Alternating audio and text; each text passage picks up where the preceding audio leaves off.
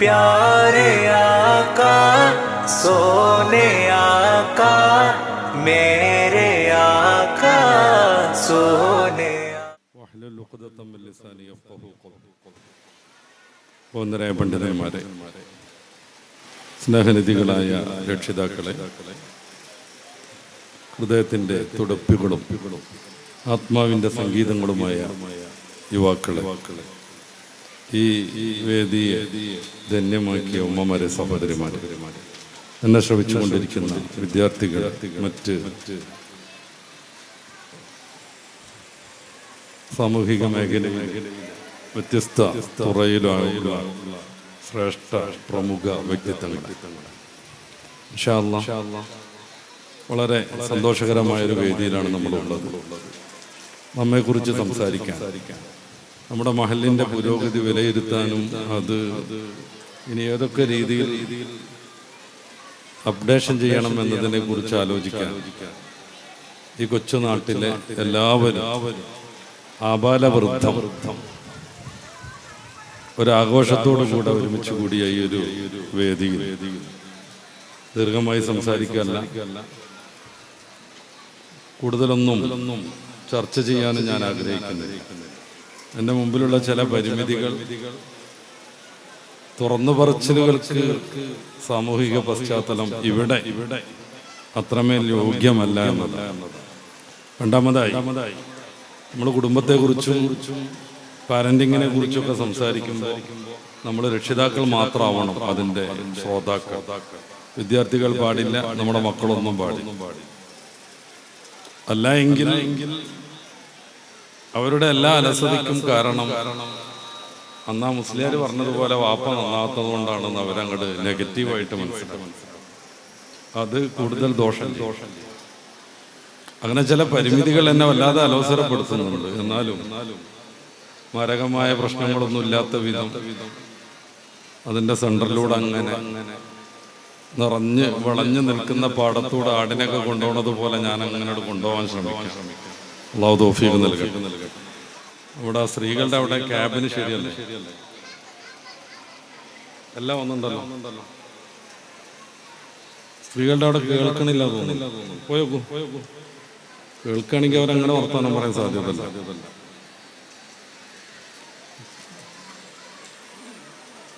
ഇൻഷാ അല്ലാഹ്. എന്താണ് ഇസ്ലാം? അല്ലാഹു നമുക്ക് നൽകിയ ഏറ്റവും വലിയ ഭാഗ്യമാണ് മനുഷ്യനാകുന്ന തൻ്റെ ശ്രേഷ്ഠരായ സൃഷ്ടികൾ എങ്ങനെ ജീവിക്കണം എന്നതിന് സ്രഷ്ടാവായ അല്ലാഹു പഠിപ്പിച്ച നിയമസംഹിതയാണ് ഇസ്ലാം.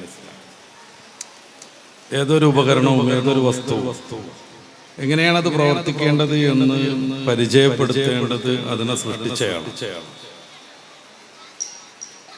ഒരു പുതിയ ഉപകരണം നമ്മുടെ മുമ്പിൽ എത്തിയെന്ന് സങ്കല്പിക്കുക. അതിൻ്റെ മുമ്പ് നമുക്കത് പരിചയമല്ല. ആ സാധനം എങ്ങനെയാണ് ഉപയോഗപ്പെടുത്തേണ്ടത് എന്ന് അതിനെ നിർമ്മിച്ചയാൾ പറയണം. മറ്റാരതിനെക്കുറിച്ച് അഭിപ്രായം പറഞ്ഞാലും ആ അഭിപ്രായം വിഡ്ഢിത്തായിട്ടാണ് മാറുക. നമ്മുടെ കുട്ടികൾ ഓരോ കണ്ടുപിടുത്തങ്ങളെ കുറിച്ച് പഠിക്കാറുണ്ട്. അതിൻ്റെയൊക്കെ ഉപജ്ഞാതാക്കളെയും അവർ പഠിക്കാറുണ്ട് സ്കൂളിലും മറ്റും. അപ്പൊ റേഡിയോ കണ്ടുപിടിച്ച മാർക്കോണി ആദ്യമായ റേഡിയോ കൊണ്ടുവരികയാണ്. അദ്ദേഹം ഇതിൽ പവർ വരാൻ ഇന്ന സ്വിച്ച് ഞെക്കണമെന്നും, സ്റ്റേഷൻ കിട്ടാൻ ഇന്നത് തിരിച്ചുകൊണ്ടിരിക്കണമെന്നും, ശബ്ദം കൂടാൻ ഇന്നടത്താണ് സ്പർശിക്കേണ്ടത് എന്നൊക്കെ പറയുമ്പോൾ ആ സാധനം ആദ്യമായിട്ട് കാണുന്ന ഒരുത്തൻ അങ്ങനൊന്നും അല്ല, ഇയാൾ പറഞ്ഞതിന് വിരുദ്ധമായിട്ടാണ് അത് പ്രവർത്തിപ്പിക്കേണ്ടത് എന്ന് പറഞ്ഞാൽ അത് അത്രമേൽ ബുദ്ധിശൂന്യമാണ് എന്ന് നമുക്ക് മനസ്സിലാവും. മാർക്കോണിയാണ് റേഡിയോ നിർമ്മിച്ചതെങ്കിൽ അതെങ്ങനെ പ്രവർത്തിക്കണം എന്നത് പറയേണ്ടത് അയാളാണ്, അയാൾ മാത്രം. മനുഷ്യനെന്ന് പറഞ്ഞാൽ തീർച്ചയായും നമുക്കറിയാം പടച്ച റബ്ബിന്റെ സൃഷ്ടിയാണ്. ആ റബ്ബിനെ വിശ്വസിക്കാതെ, ആ റബ്ബിനെ അംഗീകരിക്കാതെ മനുഷ്യന് സമാധാനപൂർണമായ ജീവിതം സാധ്യമേ അല്ല. പ്രയാസങ്ങൾ ഉണ്ടായിക്കൊണ്ടേയിരിക്കും, പ്രതിസന്ധികൾ ഉണ്ടാകും. പരിശുദ്ധ ഖുർആനിന്റെ ഭാഷയിൽ സമ്പത്ത് ചുരുക്കിയും ബന്ധുക്കളെ മരണപ്പെടുത്തിയും നമ്മുടെ വർഗങ്ങളൊക്കെ നശിച്ചുമൊക്കെ അള്ളാഹു നമ്മളെ പരീക്ഷിച്ചുകൊണ്ടേയിരിക്കും. അങ്ങനെ ഏതേത് പരീക്ഷണം ഉണ്ടാകുമ്പോഴും മനുഷ്യന് ധൈര്യമായി പിടിച്ചു നിൽക്കാൻ പടച്ച റബ്ബിനെ കുറിച്ചുള്ള വിശ്വാസമാണ് ഏറ്റവും പര്യാപ്തം. അതുകൊണ്ടാണ് ഇസ്ലാമിക ലോകത്ത് ആത്മഹത്യ വളരെ കുറവ്. ലോകാടിസ്ഥാനത്തിൽ വേൾഡ് ഹാപ്പിനെസ് ഇൻഡെക്സിലൊക്കെ ഏറ്റവും മുന്നിൽ നിൽക്കുന്ന നോർവേ പോലെയുള്ള, സ്വീഡൻ പോലെയുള്ള, ഡെൻമാർക്കിനെ പോലെയുള്ള സ്കാൻഡിനേവിയൻ നാടുകൾ. അവൾ വേൾഡ് ഹാപ്പിനെസ് ഇൻഡെക്സിൽ ഏറ്റവും മുകളിലാണ്. ലോകത്തെ ഏറ്റവും സന്തോഷമുള്ളത് ആ നാട്ടുകാർക്കാണ് അത്ര. പക്ഷേ ലോകത്തെ ഏറ്റവും കൂടുതൽ ആത്മഹത്യ നടക്കുന്നത് അവിടെയാണ്. എങ്ങനെയാണ് ഈ വൈരുദ്ധ്യം സംഭവിക്കുന്നത്? അവർക്ക് ഹാപ്പിനെസ് കിട്ടുന്നത് ഇഷ്ടംപോലെ കള്ള് കിട്ടുന്നത് കൊണ്ടാണ്. അവർക്ക് ഏറ്റവും ഹാപ്പിനെസ് കിട്ടുന്നത് ഏത് പെണ്ണിനെയും ഏത് സമയത്തും പ്രാപിക്കാൻ പറ്റും എന്നതുകൊണ്ടാണ്. ഏത് താന്തോന്നിത്വവും അവിടെ നടപ്പിലാക്കാൻ പറ്റും എന്നതുകൊണ്ട് 1000 പേരെ വിളിച്ചിട്ട് വേൾഡ് ഹാപ്പിനെസ് ഇൻഡെക്സിന്റെ ആളുകൾ ഒരു സർവേ നടത്തുമ്പോൾ എല്ലാ അർത്ഥത്തിലും സന്തോഷമാണെന്ന് അവർ പറയും. അങ്ങനെ വേൾഡ് ഹാപ്പിനെസ് ഇൻഡെക്സിൽ അവർ മുകളിൽ നിൽക്കും സ്ഥിരമായി കൊല്ലങ്ങളായി. പക്ഷെ ലോകത്തെ ഏറ്റവും കൂടുതൽ ആത്മഹത്യ നടക്കുന്നത് അവിടെയാണ്. പിന്നെ എന്ത് ഹാപ്പിനെസ് ആണ് അവർക്കുള്ളത്? അടിസ്ഥാനപരമായി ആത്മഹത്യ സംഭവിക്കുന്നത് നിരാശാബോധത്തിൽ നിന്നാണ്. നേരെ മറിച്ച് ഏറ്റവും കുറവ് ആത്മഹത്യ ലോകാടിസ്ഥാനത്തിൽ തന്നെ മുസ്ലിം ഭൂരിപക്ഷ പ്രദേശങ്ങളിലാണ്. കേരളത്തിലെ ആത്മഹത്യയെ കുറിച്ച് മനോഹരമായൊരു പഠനം മുൻ പോലീസ് ഓഫീസർ സിബി മാത്യു തയ്യാറാക്കി. മലയാളികൾ ഇങ്ങനെ മരിക്കണോ എന്നാണ് ആ പുസ്തകത്തിന്റെ പേര്. കോട്ടയം DC പുറത്തിറക്കിയത്. അതിൽ അദ്ദേഹം ഒരു അധ്യായം തന്നെ ചേർക്കുന്നുണ്ട്. മതം മനുഷ്യനെ മയക്കുന്ന കറുപ്പല്ല. മതം മനുഷ്യനെ മയക്കുന്ന കറുപ്പല്ല. പണ്ടങ്ങാണ്ടൊരു പോഴത്തക്കാരൻ അങ്ങനെ പറഞ്ഞു പോയിട്ടുണ്ടായിരുന്നു, മതം മനുഷ്യനെ മയക്കുന്ന കറുപ്പാണ്. ഇദ്ദേഹം തിരുത്തുന്നു, മതം മനുഷ്യനെ മയക്കുന്ന കറുപ്പല്ല. ഈ ഹെഡിങ്ങിന്റെ ചുവട്ടിൽ അദ്ദേഹം കണക്കുകൾ ഉദ്ധരിച്ചു പറയുന്നത്, കുറെയൊക്കെ മതം പാലിക്കുന്നത് കൊണ്ട് കേരളത്തിൽ മലപ്പുറം ജില്ലയിൽ ആത്മഹത്യ വളരെ കുറവാണ്. അദ്ദേഹം പോലീസ് ഓഫീസറാണ്. ക്രൈം റിപ്പോർട്ടുകൾ അദ്ദേഹത്തിന്റെ മുന്നിലുണ്ട്. വസ്തുതാപരമായി സംസാരിക്കാൻ പറ്റും. കുറെയൊക്കെ മതം പാലിക്കുന്നു. നമ്മളത് പ്രത്യേകം മനസ്സിലാക്കണം. പൂർണ്ണമായി മതം പാലിക്കുകയാണെങ്കിൽ ഈ നാട്ടിൽ ഒരു ആത്മഹത്യയും സംഭവിക്കില്ല. എന്തുകൊണ്ടാണ് മുസ്ലിം സൊസൈറ്റിയിൽ ആത്മഹത്യ വളരെ കുറയുന്നത്? എന്തുകൊണ്ടാണ് കേരളത്തിലെ ഒരൊറ്റ അബുക്കാരി സ്ഥാപനത്തിന്റെയും ഓണറായിട്ട് മുസ്ലിം വരാത്തത്? എന്തുകൊണ്ടാണ് കേരളത്തിലെ വൃദ്ധസദനങ്ങളിൽ വളരെ വളരെ വളരെ കുറവ് മുസ്ലിം ജനസംഖ്യ ഉണ്ടാകുന്നത്? മലപ്പുറം ജില്ലയിലെ പ്രസിദ്ധങ്ങളായ ചില വൃദ്ധസദനങ്ങൾ നമ്മൾ പരിശോധിക്കുക. മലപ്പുറം ജില്ല എന്ന് പ്രത്യേകം പറയാൻ കാരണം മുസ്ലിങ്ങൾ ഭൂരിപക്ഷമാണ് ആ നാട്ടിൽ എന്ന് നമുക്കറിയാം. ആ നാട്ടിലെ മുസ്ലിങ്ങൾ തിങ്ങിപ്പാർക്കുന്ന മലപ്പുറത്തെ വളരെ പ്രസിദ്ധങ്ങളാകുന്ന ഗവൺമെന്റ് നടത്തുന്ന വൃദ്ധസദനങ്ങളിലും വളരെ കുറവാണ് മുസ്ലിം വൃദ്ധന്മാരുടെയും വൃദ്ധരുടെയും കടം. എന്തുകൊണ്ട് ഇത് സംഭവിക്കുന്നു? സ്വാമി ചിദാനന്ദപുരിയുടെ പ്രസിദ്ധമായ പ്രസംഗമുണ്ട്. മറ്റു മതക്കാരെല്ലാവരും മുസ്ലിം സൊസൈറ്റിയെ കണ്ടുപഠിക്കണമെന്നും പറഞ്ഞു. അവരവരുടെ മാതാപിതാക്കളെ നന്നായിട്ട് സംരക്ഷിക്കുന്നു. ഒന്നിലധികം ക്രൈസ്തവ പണ്ഡിതന്മാരുടെ പ്രസംഗമുണ്ട്. ഇതേ ആശയം പറയും. കേരളത്തിലെ മറ്റു സൊസൈറ്റികൾ മുസ്ലിങ്ങളെ കണ്ടുപഠിക്കണം. എന്തുകൊണ്ട് അവരവരുടെ മാതാവിനെ സംരക്ഷിക്കുന്നു, പിതാവിനെ സംരക്ഷിക്കുന്നു? നേരത്തെ നമ്മുടെ കുട്ടികൾ പാടിയ പാട്ടിൽ നല്ലൊരു ഭാഗം ഉമ്മാനെ കുറിച്ചുള്ളത്. ഉമ്മായുടെ മടിത്തട്ടാണ് സ്വർഗമെന്ന് മുത്തുനബി പറഞ്ഞു എന്ന് അവർ പലയാവർത്തി പാട്ടിൽ നമ്മളെ കേൾപ്പിച്ചിട്ടുണ്ട്.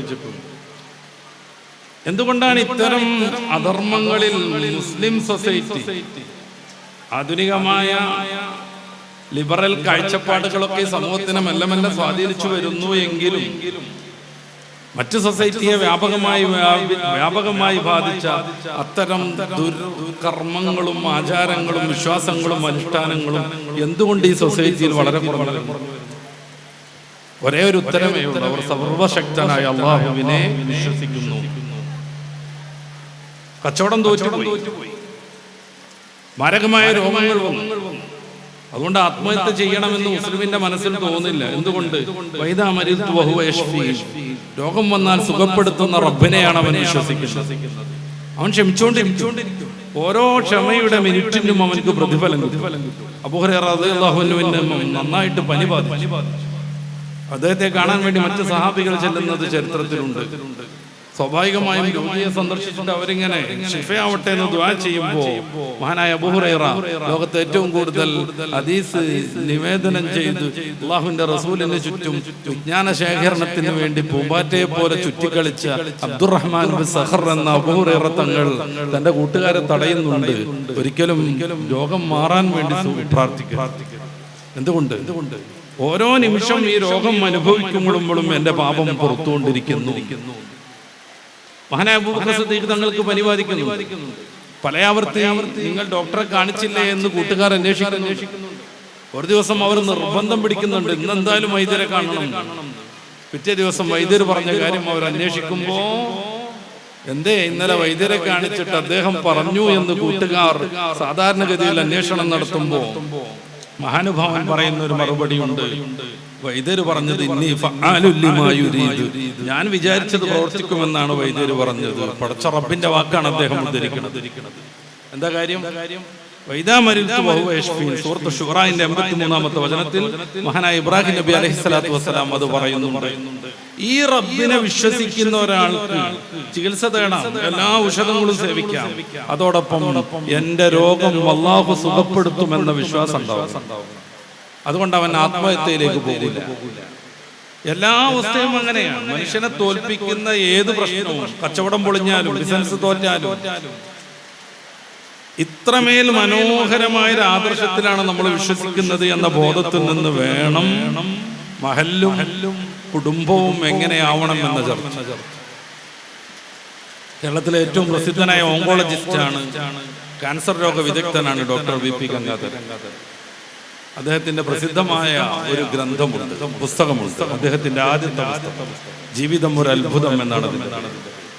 അടയാറിലും ലഷ്കറിലും RCCയിലും ഒക്കെ ക്യാൻസർ രോഗ വിഭാഗത്തിന്റെ മേധാവിയായി പ്രവർത്തിച്ചപ്പോഴുള്ള രോഗികളുമായുള്ള സമീപനത്തിലെ അദ്ദേഹത്തിന്റെ ഹൃദയത്തെ സ്വാധീനിച്ച കുറെ അനുഭവങ്ങൾ കോർത്തുവച്ച വളരെയേറെ വായിക്കേണ്ടതായ ഒരു പുസ്തകം. ആ പുസ്തകത്തിൽ അദ്ദേഹം ഒരു ബഷീറിന്റെ കഥ പറയുന്നു. ആലുവക്കാരൻ ബഷീറിന് ദാരിദ്ര്യമാണ്, വളരെയേറെ സാമ്പത്തികമായി വളരെ ബാക്കിലാണ്. പക്ഷെ ക്യാൻസർ പിടിച്ചു. RCCയിൽ കീമോതെറാപ്പി തുടങ്ങി ഡോക്ടർ. ആ സമയത്ത് പലപ്പോഴും അദ്ദേഹം കീമോതെറാപ്പിയുടെ ഡേറ്റ് തെറ്റിക്കും, സമയം തെറ്റിക്കും. കീമോതെറാപ്പി കൃത്യമായ ഇടവേളകളിൽ ചെയ്യേണ്ട സാധനം. ഡോക്ടർ അദ്ദേഹത്തോട് വഴക്ക് പറയും, ഇനി എന്തിനാ ഈ ടൈം തെറ്റിച്ചത്? വളരെ നിസ്സാരമായി അദ്ദേഹം പറയും, ഞാനെന്താ ചെയ്യാ, അരിവണ്ടി കിട്ടണ്ടേ. ആലുവയിൽ നിന്ന് തിരുവനന്തപുരം വരെ ബസ്സിന് പോകാൻ കാശില്ലാത്ത അത്ര ദരിദ്രനായിരുന്നു ഞാൻ ഈ പറയുന്ന ബഷീർ. ചികിത്സക്കിടയിൽ അദ്ദേഹത്തെ കാണാതെ 2-3 ആഴ്ചകൾ വി പി ഗംഗാധരൻ വിചാരിച്ചു മരിച്ചു കാണും. പക്ഷെ കുറെ ദിവസം കഴിഞ്ഞപ്പോൾ അദ്ദേഹം ചിരിച്ചുകൊണ്ട് കടന്നു. ബഷീറിനെ കാണുമ്പോഴേക്ക് സ്റ്റാഫും രോഗികളും ചിരിക്കാൻ തുടങ്ങി. വലിയ രോഗം കൊണ്ട് ബുദ്ധിമുട്ടുമ്പോഴും എല്ലാവരെയും ചിരിപ്പിച്ച് സന്തോഷിപ്പിച്ചാണ് ബഷീർ ആശുപത്രിയിലേക്ക് വരാറുള്ളത്. ബഷീറിനെ കണ്ടപ്പോൾ സ്റ്റാഫും ഡോക്ടർക്കും ഒക്കെ ചിരി വന്നു. ഡോക്ടർ ഇത്തിരി ഗൗരവത്തിൽ, എന്തേ ബഷീറെ വൈകി, നീ ആകെ പറ്റിച്ചല്ലോ, ഇതുവരെ ചെയ്ത കീമൊക്കെ ഇനി റിപ്പീറ്റ് ചെയ്യേണ്ടി വരുമല്ലോ എന്നും പറഞ്ഞ് വഴക്ക് പറഞ്ഞപ്പോ ബഷീർ ഷർട്ട് അഴിച്ചു. അദ്ദേഹത്തിന്റെ നെഞ്ച് കാണിച്ചു കൊടുത്തു, പൊളിച്ചു തുന്നിക്കൂട്ടിയിരിക്കുന്നു. സാറേ, എനിക്ക് അതിനിടയ്ക്ക് ഒരു അറ്റാക്ക് വന്നു. അങ്ങനെ ഞങ്ങളുടെ നാട്ടിലൊരു ആശുപത്രിയിൽ നിന്ന് ബൈപ്പാസ് ചെയ്തതായിരുന്നു. അതാ 4-5 ആഴ്ച ഞാൻ വരാതിരുന്നു. ഡോക്ടർക്ക് സങ്കടം തോന്നി. അദ്ദേഹം പിന്നെയും ചികിത്സ തുടങ്ങി. ഏതാനും മാസം കഴിഞ്ഞപ്പോൾ ബഷീറിനെ പിന്നെയും കാണാനില്ല. എന്തായാലും മരിച്ചു ഡോക്ടർ വിചാരിച്ചു. പക്ഷെ ഒരാഴ്ച കഴിഞ്ഞപ്പോൾ ബഷീർ ചിരിച്ചുകൊണ്ട്, എന്തേന്ന് ഡോക്ടർ ചോദിച്ചു. ആ സമയത്ത് ബഷീർ ഒരു കണ്ടീഷൻ വെച്ചു, എന്നെ വഴക്ക് പറയില്ല എന്ന് ഉറപ്പ് തരണം. ബഷീറിന്റെ കുസൃതിയും തമാശയൊക്കെ അറിയുന്ന ഡോക്ടർ വി പി ഗംഗാധരൻ വഴക്ക് പറയില്ല എന്ന് ഉറപ്പ് കൊടുത്തപ്പോ ബഷീർ പറയുന്ന ഒരു കാര്യമുണ്ട്, സാറേ, ഞാൻ ഒരു പെണ്ണ് കൂടെ കിട്ടി, നമുക്കും വേണ്ട ഒരു സന്തോഷം, അതുകൊണ്ട് ഒരാഴ്ച വരാതിരുന്നു. ഈ സഹസിലുള്ള എല്ലാവരും 1-2 ഒക്കെ കെട്ടണമെന്നോ 3-4 എത്തിക്കണം എന്ന് പറയാനല്ല ഞാനിത് ഉദ്ധരിച്ചത്. ആലുവയിൽ നിന്ന് തിരുവനന്തപുരം വരെയും ബസ്സിന് പോകാൻ കാശില്ലാത്ത ദരിദ്രൻ, ക്യാൻസറിന് കീമോതെറാപ്പി നടത്തിക്കൊണ്ടിരിക്കുന്ന സമയത്ത് അറ്റാക്ക് വന്നിട്ട് ബൈപ്പാസിന് വിധേയനായ ഒരു ഹതഭാഗ്യം, നമുക്കും വേണ്ട ഒരു സന്തോഷമൊക്കെ എന്ന് കരുതിയിട്ട് 2ാം പെണ്ണ് കെട്ടാൻ അദ്ദേഹത്തിനുള്ള ആത്മവിശ്വാസത്തിന്റെ പേരാണ് അള്ളാഹുവിനോടുള്ള ബന്ധം. ആ ഒരു ആത്മവിശ്വാസം എന്തുകൊണ്ട് അദ്ദേഹത്തിന് ലഭ്യമാകുന്നു? സർവശക്തനായ അള്ളാഹുവിനെയാണ് വിശ്വസിക്കുന്നത്. ഈ ഒരു അഭിമാന ബോധത്തിൽ നിന്ന് വേണം നമ്മൾ നമ്മുടെ ദീനിന്റെ ഇപ്പോഴുള്ള അവസ്ഥയെ കുറിച്ച് ചർച്ച ചെയ്യാം. പരിശുദ്ധ ഖുർആൻ സൂറത്ത് ഫുസ്സിലത്തിന്റെ 31-ാമത്തെ വചനത്തിൽ അള്ളാഹു പറയുന്ന ഒരു പ്രത്യേക കാര്യം, അള്ളാഹുവിന്റെ ദീനിൽ മുറുകെ പിടിക്കുകയും അള്ളാഹുവാണ് റബ്ബെന്ന് ഉറക്കെ പ്രഖ്യാപിക്കുകയും ചെയ്യുന്ന ആളുകൾ, ഇന്നല്ലദീന ഖാലു റബ്ബുന അല്ലാഹ് സുമ്മ ഇസ്തഖാമു, അള്ളാഹുവാണ് റബ്ബെന്ന് ഉറച്ചു വിശ്വസിക്കുകയും പിന്നെ അതേ കാര്യത്തിൽ നിലകൊള്ളുകയും ചെയ്യുന്നവർ, തതനസ്സലു അലൈഹിമുൽ മലായിക, അവർ മരിക്കുന്ന സമയത്ത് മലക്കുകൾ അവതരിക്കും, അല്ലാ തഖാഫു വലാ തഹസനു അബ്ശിറു ബിൽ ജന്നത്തി ലത്തി കുൻതും തുഅദൂൻ, ടെൻഷൻ അടിക്കരുത്, ഭയപ്പെടരുത്, നിങ്ങൾക്ക് വേണ്ടി റബ്ബ് തയ്യാറാക്കിയ സ്വർഗ്ഗത്തെ പ്രതി സന്തോഷിച്ചോളൂ എന്ന് പറഞ്ഞിട്ട് മുഅ്മിനായി ജീവിക്കുക, മുഅ്മിനായി അഭിമാനപൂർവ്വം ജീവിക്കുക. പരിശുദ്ധ ദീനിന്റെ ആദർശങ്ങൾ നമുക്ക് നിരൂപണ ബുദ്ധിയ ചർച്ച ചെയ്യാം. നമുക്ക് വേണമെങ്കിൽ ചാലഞ്ച് ചെയ്യാം നമ്മുടെ സമയം അനുസരിച്ച്. പരിശുദ്ധ ഖുർആൻ പറഞ്ഞ ഏതെങ്കിലും ഒരു ആദർശം മനുഷ്യന് ഏതെങ്കിലും തരത്തിൽ ഉപദ്രവമോ ദോഷമാണോ എന്ന് ലോകത്തെ എല്ലാ സംവിധാനങ്ങൾ വെച്ച് നിരൂപിച്ചാലും നമുക്ക് തെളിയിക്കാൻ കഴിയില്ല. അബീബാർ റസൂൽ സല്ലല്ലാഹു അലൈഹി വസല്ലം തങ്ങളെ കുറിച്ച് ഖുർആൻ സൂറത്തുൽ അറാഫിൽ 157-ാമത്തെ വചനത്തിൽ പറയുന്നത്, യുഹല്ലു ലഹുമുത് ത്വയ്യിബാതി വയുഹരിമു അലൈഹിമുൽ ഖബായിസ്. അല്ലാഹുവിന്റെ റസൂൽ നന്മകളാണ് അനുവദിച്ചത്, അല്ലാഹുവിന്റെ റസൂൽ തിന്മകളെയാണ് വിരോധിച്ച് കാണിച്ചു തന്നത് എന്ന് വെച്ചാൽ റസൂലുള്ളാഹി അനുവദിച്ചതെല്ലാം നന്മയായിരുന്നു ആണ്, റസൂലുള്ളാഹി നിരോധിച്ചതെല്ലാം തിന്മയാകുന്നു. നമുക്ക് മനുഷ്യന്റെ പരമാവധി ബുദ്ധിശേഷി ഉപയോഗപ്പെടുത്തിയിട്ട് നിരൂപണം നടത്താം. അള്ളാഹുവിന്റെ റസൂലോർ അനുവദിച്ച ഏതെങ്കിലും ഒന്ന് മനുഷ്യന് തിന്മയാണോ? അള്ളാഹുവിന്റെ റസൂലോർ നമ്മളോട് വേണ്ടെന്ന് പറഞ്ഞ ഏതെങ്കിലും ഒരു കാര്യം മനുഷ്യന് എന്തെങ്കിലും തരത്തിൽ നന്മയാണോ? നമ്മളെല്ലാ ഉപകരണങ്ങളുമായിട്ട് കെട്ടിപ്പൂട്ടി മടങ്ങി വരും, തോൽവി സമ്മതിച്ചു. റസൂലുള്ളാഹി അനുവദിച്ചത് മൊത്തം പരിശുദ്ധ ദീനിന്റെ നിയമങ്ങൾ മുഴുവനും നന്മയാണ്. റസൂലുള്ളാഹി തങ്ങൾ വിരോധിച്ചത് മൊത്തം തിന്മയാണ്. മദ്യത്തെ കുറിച്ച് മയക്കുമരുന്നിനെ കുറിച്ചൊന്നും ഞാൻ പറയണില്ല. ഏത് ഗ്രാമപ്രദേശങ്ങളിൽ പോലും 11 ഇനം മയക്കുമരുന്നുകൾ ലഭ്യമാണ്. ആൺകുട്ടികൾ, യുവാക്കൾ, നമ്മൾ ഫ്രീക്കന്മാർ എന്നൊക്കെ പറഞ്ഞ് മാറ്റി നിർത്തുന്നവർ, ഇവര് മാത്രമാണോ അതിന്റെ ഉപഭോക്താക്കൾ? അല്ല. മലപ്പുറം ജില്ലയിലെ ഏറ്റവും പ്രസിദ്ധമായ ഡി അഡിക്ഷൻ സെന്ററാണ് തിരൂരിൽ പ്രവർത്തിക്കുന്നത്. മയക്കുമരുന്നിന്റെയും മദ്യത്തിന്റെയും അടിമകളായ ആളുകളെ ചികിത്സിക്കാനുള്ള ഗവൺമെന്റിന്റെ സംവിധാനം. അവിടുത്തെ പ്രമുഖനായ ഡോക്ടർ ഈടെ ഒരു പ്രഭാഷണം നടത്തി. അദ്ദേഹം പറയുന്നത് എന്താണ്? പുതിയ കാലത്ത് മയക്കുമരുന്നിലേക്ക് പ്രത്യേകിച്ച് നമ്മുടെ ജില്ലയിൽ കടന്നു വരുന്നത് യുവതികളും പെൺകുട്ടികളുമാണ്. വളരെയേറെ ഗൗരവത്തിൽ ചിന്തിക്കേണ്ടതാണ്. ഇതൊരു മഹല്ല് സംഗമമാണ്. നമ്മുടെ മഹല്ലിന്റെ നായകരുണ്ട്, മഹല്ലിനെ നിയന്ത്രിക്കുന്ന ഉസ്താദുമാരും പണ്ഡിതന്മാരും, മഹല്ലിന്റെ ഊർജവും ആവേശവും ആവേണ്ട യുവാക്കളുണ്ട്, ഇവിടെ യുവതികളുണ്ട്. നമ്മൾ ഉറക്കെ ചിന്തിക്കേണ്ട ഒരു സംഗതിയാണ്. ഏതെങ്കിലും ഒരു വീട്ടിലെ വാപ്പയ്ക്ക് വല്ല തകരാറും വന്നാൽ ആ വാപ്പനെ നേരെ നിർത്താൻ ഉമ്മക്ക് സാധിക്കും. ചരിത്രം അങ്ങനെയാണ്. മുഗൾ ഭരണകൂട്ടത്തിലെ നൂർജഹാനെ കുറിച്ച് നമുക്കറിയാം. ഭർത്താവ് സുഖലോലുപനും അലസനുമായപ്പോൾ ഭരണകാര്യം വളരെ വൃത്തിയിൽ കൊണ്ടു നടന്നത് മഹദിയായിരുന്നു. ചരിത്രത്തിൽ എമ്പാടും അത്തരം അനുഭവങ്ങളുണ്ട്.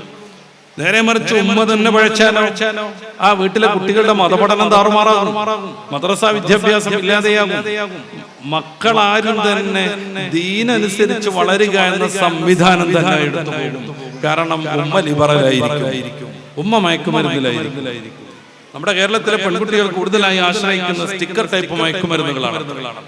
അവരുടെ വായയുടെ ഉള്ളിലും വനിതാ ടീച്ചർക്ക് പോലും പരിശോധിക്കാൻ പറ്റാത്ത അത്ര സ്വകാര്യമായ അവരുടെ ലൈംഗിക ഭാഗങ്ങളിലും ബ്ലേഡ് കൊണ്ട് മുറിവുണ്ടാക്കി അതിൽ സ്റ്റിക്കർ തറച്ചിട്ട് 40 മണിക്കൂറോളം സ്വപ്നലോകത്ത് സഞ്ചരിച്ചുകൊണ്ടിരിക്കുകയാണ് പെണ്ണുങ്ങൾ. ആണുങ്ങൾ വിശുദ്ധരാണെന്നല്ല ഞാൻ പറയണത്. സൂചിപ്പിച്ചല്ലോ, പെണ്ണ് ഏതെങ്കിലും രീതിയിൽ അധാർമികതയുടെ വക്താക്കളായി കഴിഞ്ഞാൽ ആ കുടുംബവും സമൂഹവും തലമുറയും താളം പറ്റും.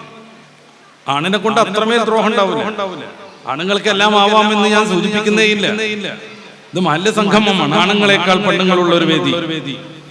അവിടെ വെച്ചത് പറയാതിരിക്കാൻ വയ്യ. ഗൾഫിലേക്കൊക്കെ സുരക്ഷിതത്വത്തിന്റെ ഭാഗമായി ഫാമിലിയുമായിട്ട് പോകുന്നവരുണ്ട്. അവിടെ തന്നെയും ഏറ്റവും കൂടുതൽ മയക്കുമരുന്നുകളുടെ അഡിക്റ്റായി മലയാളികൾ മാറുന്നു എന്ന് പഠനമുണ്ട്. പലപ്പോഴും ചില ഫോണൊക്കെ വരും വിദേശ രാജ്യങ്ങളിൽ നിന്ന്. ഒരാഴ്ച ഒന്ന് വരുമെന്നൊക്കെ ചോദിച്ചു. എല്ലാ ചെലവും എടുക്കാം, ടിക്കറ്റ് കൊടുക്കാം, താമസിക്കാൻ സൗകര്യവും ചെയ്യാം. എന്താ സംഭവം? എന്റെ മൂത്ത മോൻ ഇവിടെ വന്നിട്ട് MDMA അഡിക്റ്റായി. അതിനിടയിൽ ചെറിയ മോനും അങ്ങനെ തന്നെയായി. അവർക്കത് കിട്ടാതെ നിലനിൽക്കാൻ പറ്റില്ല. എന്ത് ചെയ്യണം എന്നൊക്കെ പറഞ്ഞിട്ട് എന്റെ പ്രിയപ്പെട്ട സഹോദരന്മാരെ, ഞാനല്ല ഒരു പ്രമുഖനായ ക്ലിനിക്കൽ സൈക്കാട്രിസ്റ്റ് പോയാലും ഒരാഴ്ച കൊണ്ട് MDMA അഡിക്റ്റായ ഒരു കുട്ടിയെ ജീവിതത്തിലേക്ക് തിരിച്ചുകൊണ്ടുവരാൻ കഴിയില്ല. ഞാൻ അദ്ദേഹത്തോട് ഈ പരിമിതി പറഞ്ഞു. ഇവിടെ എനിക്ക് വന്നൊരു ഫോണിനെ കുറിച്ചാണ് ഞാൻ പറയണത്. ഞാൻ അദ്ദേഹത്തോട് ഈ പരിമിതി പറഞ്ഞു. പക്ഷെ അദ്ദേഹം പിന്നെയും സംസാരിച്ചുകൊണ്ടിരുന്നു. ഒന്ന് വരണം എന്നും പറഞ്ഞിട്ട് വെറുതെ സമയവും പണവും മുടക്കുകയല്ലാതെ അതുകൊണ്ട് ഫലമില്ലെന്ന് അനുഭവം കൊണ്ട് ബോധ്യപ്പെട്ടത് കൊണ്ട് ഞാൻ പോയില്ല. 2 ആഴ്ച കഴിഞ്ഞപ്പോൾ അദ്ദേഹം എന്നെ വിളിച്ചു. ഒരാളെ CID പിടിച്ചു എന്നും പറഞ്ഞിട്ട്, ഇനി എന്ന് വെളിച്ചം കാണുന്ന അറിയില്ല എന്നും പറഞ്ഞിട്ട്. എന്തുകൊണ്ട് ഇങ്ങനെയെന്ന് ചോദിച്ചാൽ, മനുഷ്യൻ എത്രമേൽ നശിച്ചു പോയാലും ഞങ്ങളുടെ സാമ്പത്തിക ഭദ്രത, സമ്പത്തിന്റെ കൂമ്പാരം ഇനിയും വലുതായി കൊണ്ടിരിക്കണമെന്ന് വിചാരിക്കുന്ന കഴുക കച്ചവടക്കാരാണ് ഇതിന്റെ ചുറ്റുഭാഗവും. അവർക്ക് മനുഷ്യൻ എന്തായാലും വലിയ കുഴപ്പമൊന്നുമില്ല, ആരും നശിച്ചാലും കുഴപ്പമില്ല. അതുകൊണ്ടാണല്ലോ അയൽവാസിയും ബന്ധുവുമായ സുഹൃത്തായ ഒരുത്തൻ തന്റെ ബന്ധുവായ അയൽവാസിയായ സുഹൃത്തായ പയ്യൻ ഗൾഫിലേക്ക് പോകുന്ന സമയത്ത് അച്ചാറിന്റെ പാക്കിൽ നിറച്ച് MDMA ചെറിയ പാക്ക് കൊടുത്തയച്ചു വിട്ടത്. അയൽവാസിയാണ്, ഇനി കാണണ്ടയാണ്. ഗൾഫിലൊക്കെ എത്തി പിടിക്കപ്പെട്ട തല ഉറപ്പാണത്. തല പോകുമ്പോൾ ആരുടെ തലയാണ് പോകുക? അയൽവാസിയുടെ, ബന്ധുവിന്റെ, കൂട്ടുകാരന്റെ. പക്ഷെ അത് പ്രശ്നമല്ല. എങ്ങനെയെങ്കിലും ഇതിനൊന്നും അവിടെ എത്തിക്കഴിഞ്ഞാൽ അതുകൊണ്ടുണ്ടാകുന്ന ലക്ഷങ്ങളുടെ ലാഭത്തിൽ മാത്രമാണ് കണ്ണ്. ആ ഗൾഫ് പോകുന്ന യുവാവിന്റെ അമ്മോഷാക്കൊരു ഒരു സംശയം, ഇതെന്ത് ഇങ്ങനെ? അച്ചാറിന്റെ കൂട്, അതിന്റെ മുകളിൽ അതിന്റെ ആ സ്റ്റിക്കറൊക്കെ റെഡിക്ക് ഒട്ടിച്ചിട്ടുണ്ട്. പക്ഷെ കമ്പനിയുടെ ആ ഒരു ചിത്രമൊന്നും അതിലില്ല. വീട്ടിൽ നിന്ന് നിർമ്മിച്ചതാണെങ്കിൽ ഇങ്ങനെ റെഡിക്ക് ടോപ്പ് അടക്കുക എന്നല്ലാതെ അതിന്റെ മുകളിൽ ഈ ലേഹത്തിന്റെ കുപ്പിയൊക്കെ വാങ്ങുമ്പോഴുള്ള ആ അലുമിനിയം കോയിലിന്റെ ആ സീൻ ഉണ്ടാവില്ലല്ലോ എന്ന് അയാൾക്ക് വെറുതെ സംശയം. ഇതൊന്ന് തുറക്കാന്ന് പറഞ്ഞു അദ്ദേഹം. ഗൾഫ് പോകുന്ന ചെറുപ്പക്കാരനും അവന്റെ ഭാര്യയും അടക്കം പറഞ്ഞു, വേണ്ട, ഇത് മോമ്പ് കൊടുന്നതല്ലേ എന്ന്. അയൽവാസി, ബന്ധു, കൂട്ടുകാരൻ അങ്ങനെ തെറ്റിദ്ധരിക്കേണ്ട കാര്യമൊന്നുമില്ല എന്ന് പറഞ്ഞു. പക്ഷെ ഇദ്ദേഹത്തിന് കടുത്തൊരു സംശയം. അദ്ദേഹം ഇത് തുറന്നിട്ട് പ്ലേറ്റിലേക്ക് കൊട്ടിയപ്പോഴാണ് ചെറിയ പീസിൽ MDMA വീഴണത്. ഈ ചങ്ങാതിയുടെ തല പോകുന്നതല്ല പ്രശ്നം, അതവിടെ എത്തിക്കഴിഞ്ഞാലുള്ള ലക്ഷങ്ങളുടെ ലാഭം. ലോകാടിസ്ഥാനത്തിൽ ഇതാണ് സംഭവിക്കുന്നത്. കമ്മ്യൂണിസം നിലനിൽക്കുന്നു എന്നൊക്കെ പറഞ്ഞാലും ഇന്ന് ലോകത്ത് എവിടെയാ സാധനം? ഉള്ളത് മൊത്തം ക്യാപിറ്റലിസമാണ്. ക്യാപിറ്റലിസത്തിന്റെ പണമാണ് ആവശ്യം. അതുകൊണ്ടാ പുകഴ്ത്തിയിട്ട് ഓരോ വൃത്തികേട് നമ്മുടെ മുമ്പിലേക്ക് കൊണ്ടുവരുന്നത്. ഇന്ന് കേരളത്തിലെ ലെസ്ബിയൻ എന്ന് പറയുന്ന പെണ്ണും കുടുംബമായിട്ട് ജീവിക്കുന്ന വൃത്തികേടിന്റെ ഐക്യൻ 2 മുസ്ലിം പെൺകുട്ടികളാണ്. മറ്റു മതത്തിൽ ലെസ്ബിയൻസ് കുറേയുണ്ട്. നമുക്കൊക്കെ അറിയുന്ന സെലിബ്രിറ്റി ലെസ്ബിയൻസ് ഉണ്ട്. പെണ്ണും ഒന്നിച്ച് ജീവിക്കുക ആണിന് പകരം. അതിൽ പല മതത്തിലുള്ള ആളുകളും ഉണ്ടെങ്കിലും ഇന്ന് ഇന്ത്യയിൽ തന്നെയും ലെസ്ബിയൻസിന്റെ ഐക്കണായിട്ടുള്ളത് 2 മുസ്ലിം പെൺകുട്ടികളാണ്. എന്തുകൊണ്ടങ്ങനെ? മുസ്ലിം പെൺകുട്ടികളെ അകത്തിരിക്കല്ലോ. നിങ്ങളിങ്ങനെ അടങ്ങി ഒതുങ്ങി ആരാധനയും വീട് ജോലിയും സ്നേഹവും കുടുംബവും മാതാപിതാക്കളോടുള്ള സേവനവും പഠനവും വിദ്യാഭ്യാസമായിട്ട് അങ്ങനെ ഇരിക്കല്ലേ? ഇറങ്ങി വരൂ. കണ്ടോ, നിങ്ങളിൽപ്പെട്ട ഒരാൾ ഇന്ന് എല്ലാവരും പറയുന്ന സെലിബ്രിറ്റി ആണെന്ന് അവർ പറയാതെ പറഞ്ഞുകൊണ്ടിരിക്കുന്നു. ഇതിൽ വശംവദരാവുകയാണ് കുറെ കുട്ടികൾ. ഏകദേശം വണ്ടൂരിനടുത്താണ് ഞാനെന്നാണ് എനിക്ക് തോന്നുന്നത്. എന്റെ പ്രിയപ്പെട്ട സഹോദരന്മാർ ആലോചിച്ചു, അവിടെ ഉണ്ട് ഒരു പെൺകുട്ടിയെ കെട്ടിച്ച കടം വീട്ടാൻ വേണ്ടി 4 വീടിൽ അടുക്കള വേല ചെയ്ത് ജീവിക്കുന്ന ഒരു പാവം സ്ത്രീ. അവർക്ക് ഊരവേദനയാണ്, കാലുവേദനയാണ്. 24-കാരനാകുന്ന മകൻ ജോലിയൊക്കെ എടുത്ത് സന്തോഷത്തിലാകുമെന്നും അതോടുകൂടെ എന്റെ ദുരന്ത ജീവിതം തീരുമെന്നും അവർ ന്യായമായി പ്രതീക്ഷിച്ചുകൊണ്ടിരിക്കുമ്പോൾ ഈ മകൻ വന്നൊരു ദിവസം ആ ഉമ്മനോട് പറയാണ്, ഉമ്മ ഞാൻ പെൺകുട്ടിയാണ്. ആ ഉമ്മ എന്നായിരിക്കും ഏറ്റവും കൂടുതൽ, കാരണം ഇവനാണെന്നുള്ളത് ഉമ്മക്ക് ഏറ്റവും കൂടുതൽ അറിയാം. ഉമ്മ അവനെ പറ്റി ആദ്യമായി പറഞ്ഞത് ആൺകുട്ടിയെന്നാണ്. പ്രസവിച്ചു അല്ലേ, എന്താ കുട്ടി എന്നാണ് നമ്മുടെ നാട്ടിൽ ഒന്നാമത്തെ ചോദ്യം. അതൊരു വൃത്തികെട്ട ചോദ്യമാണ്. മറ്റൊരു കാര്യം, ആ സമയത്ത് ആൺകുട്ടി എന്ന് പറഞ്ഞ ഉമ്മ, പിന്നെ അവനെ 5 വയസ്സും 6 വയസ്സ് വരെയും വിസർജനം നടത്തി ശൗചം ചെയ്ത ഉമ്മക്കറിയാം അവൻ ആൺകുട്ടിയാന്നുള്ളത്. പക്ഷെ ഇവൻ പോയിട്ട് ഉമ്മാനോട് പെൺകുട്ടിയാന്ന് പറയാം. ആ സമയത്ത് ഉമ്മ ശരിക്കും പോടാ ഉടന്നതെന്ന് പറയും. ആ സമയത്ത് അവന്റെ പ്രഭാഷണം പുറത്തെടുക്കും. ഉമ്മ, നിങ്ങൾ മനസ്സിലാക്കണം, നിങ്ങൾ തിരിച്ചറിയണം, ഞാൻ പുരുഷ ശരീരത്തിൽ കുടുങ്ങിപ്പോയ സ്ത്രീ സത്വമാണ്, ഞാൻ എന്റെ സത്വബോധം വീണ്ടെടുത്തിരിക്കുന്നു എന്നൊക്കെ പറയും. ഉമ്മ വായിക്കും, ഇങ്ങനെ എന്താ സംഭവം കരുതി. ഇന്ന് ചുരിദാർ ഇട്ട് തോളിലൊരു ഷാളിട്ട് തന്റെ ബോയ് ഫ്രണ്ടിനോടൊപ്പം ഉമ്മനോട് പിണങ്ങി വാടക വീട്ടിൽ താമസിക്കുന്ന ഒരു പെൺകൊച്ചിന്റെ ചിത്രം നിങ്ങൾക്ക് യൂട്യൂബിൽ കാണും. ഞാനതിന്റെ അഡ്രസ് ഒന്നും പറയണില്ല, അത്ര മഹത്തുള്ള സംഗതി ഒന്നും അല്ലാതെ. അത് ഈ ഉമ്മാന്റെ ആൺകുട്ടിയാണ്. അത് ഈ ഉമ്മാന്റെ ആൺകുട്ടിയാണ്. ഉമ്മപ്പോഴും വീട്ടുവേലക്ക് പോയിക്കൊണ്ടേയിരിക്കുന്നു. മകനിലുള്ള എല്ലാ പ്രതീക്ഷകളും നശിച്ചിരിക്കുന്നു.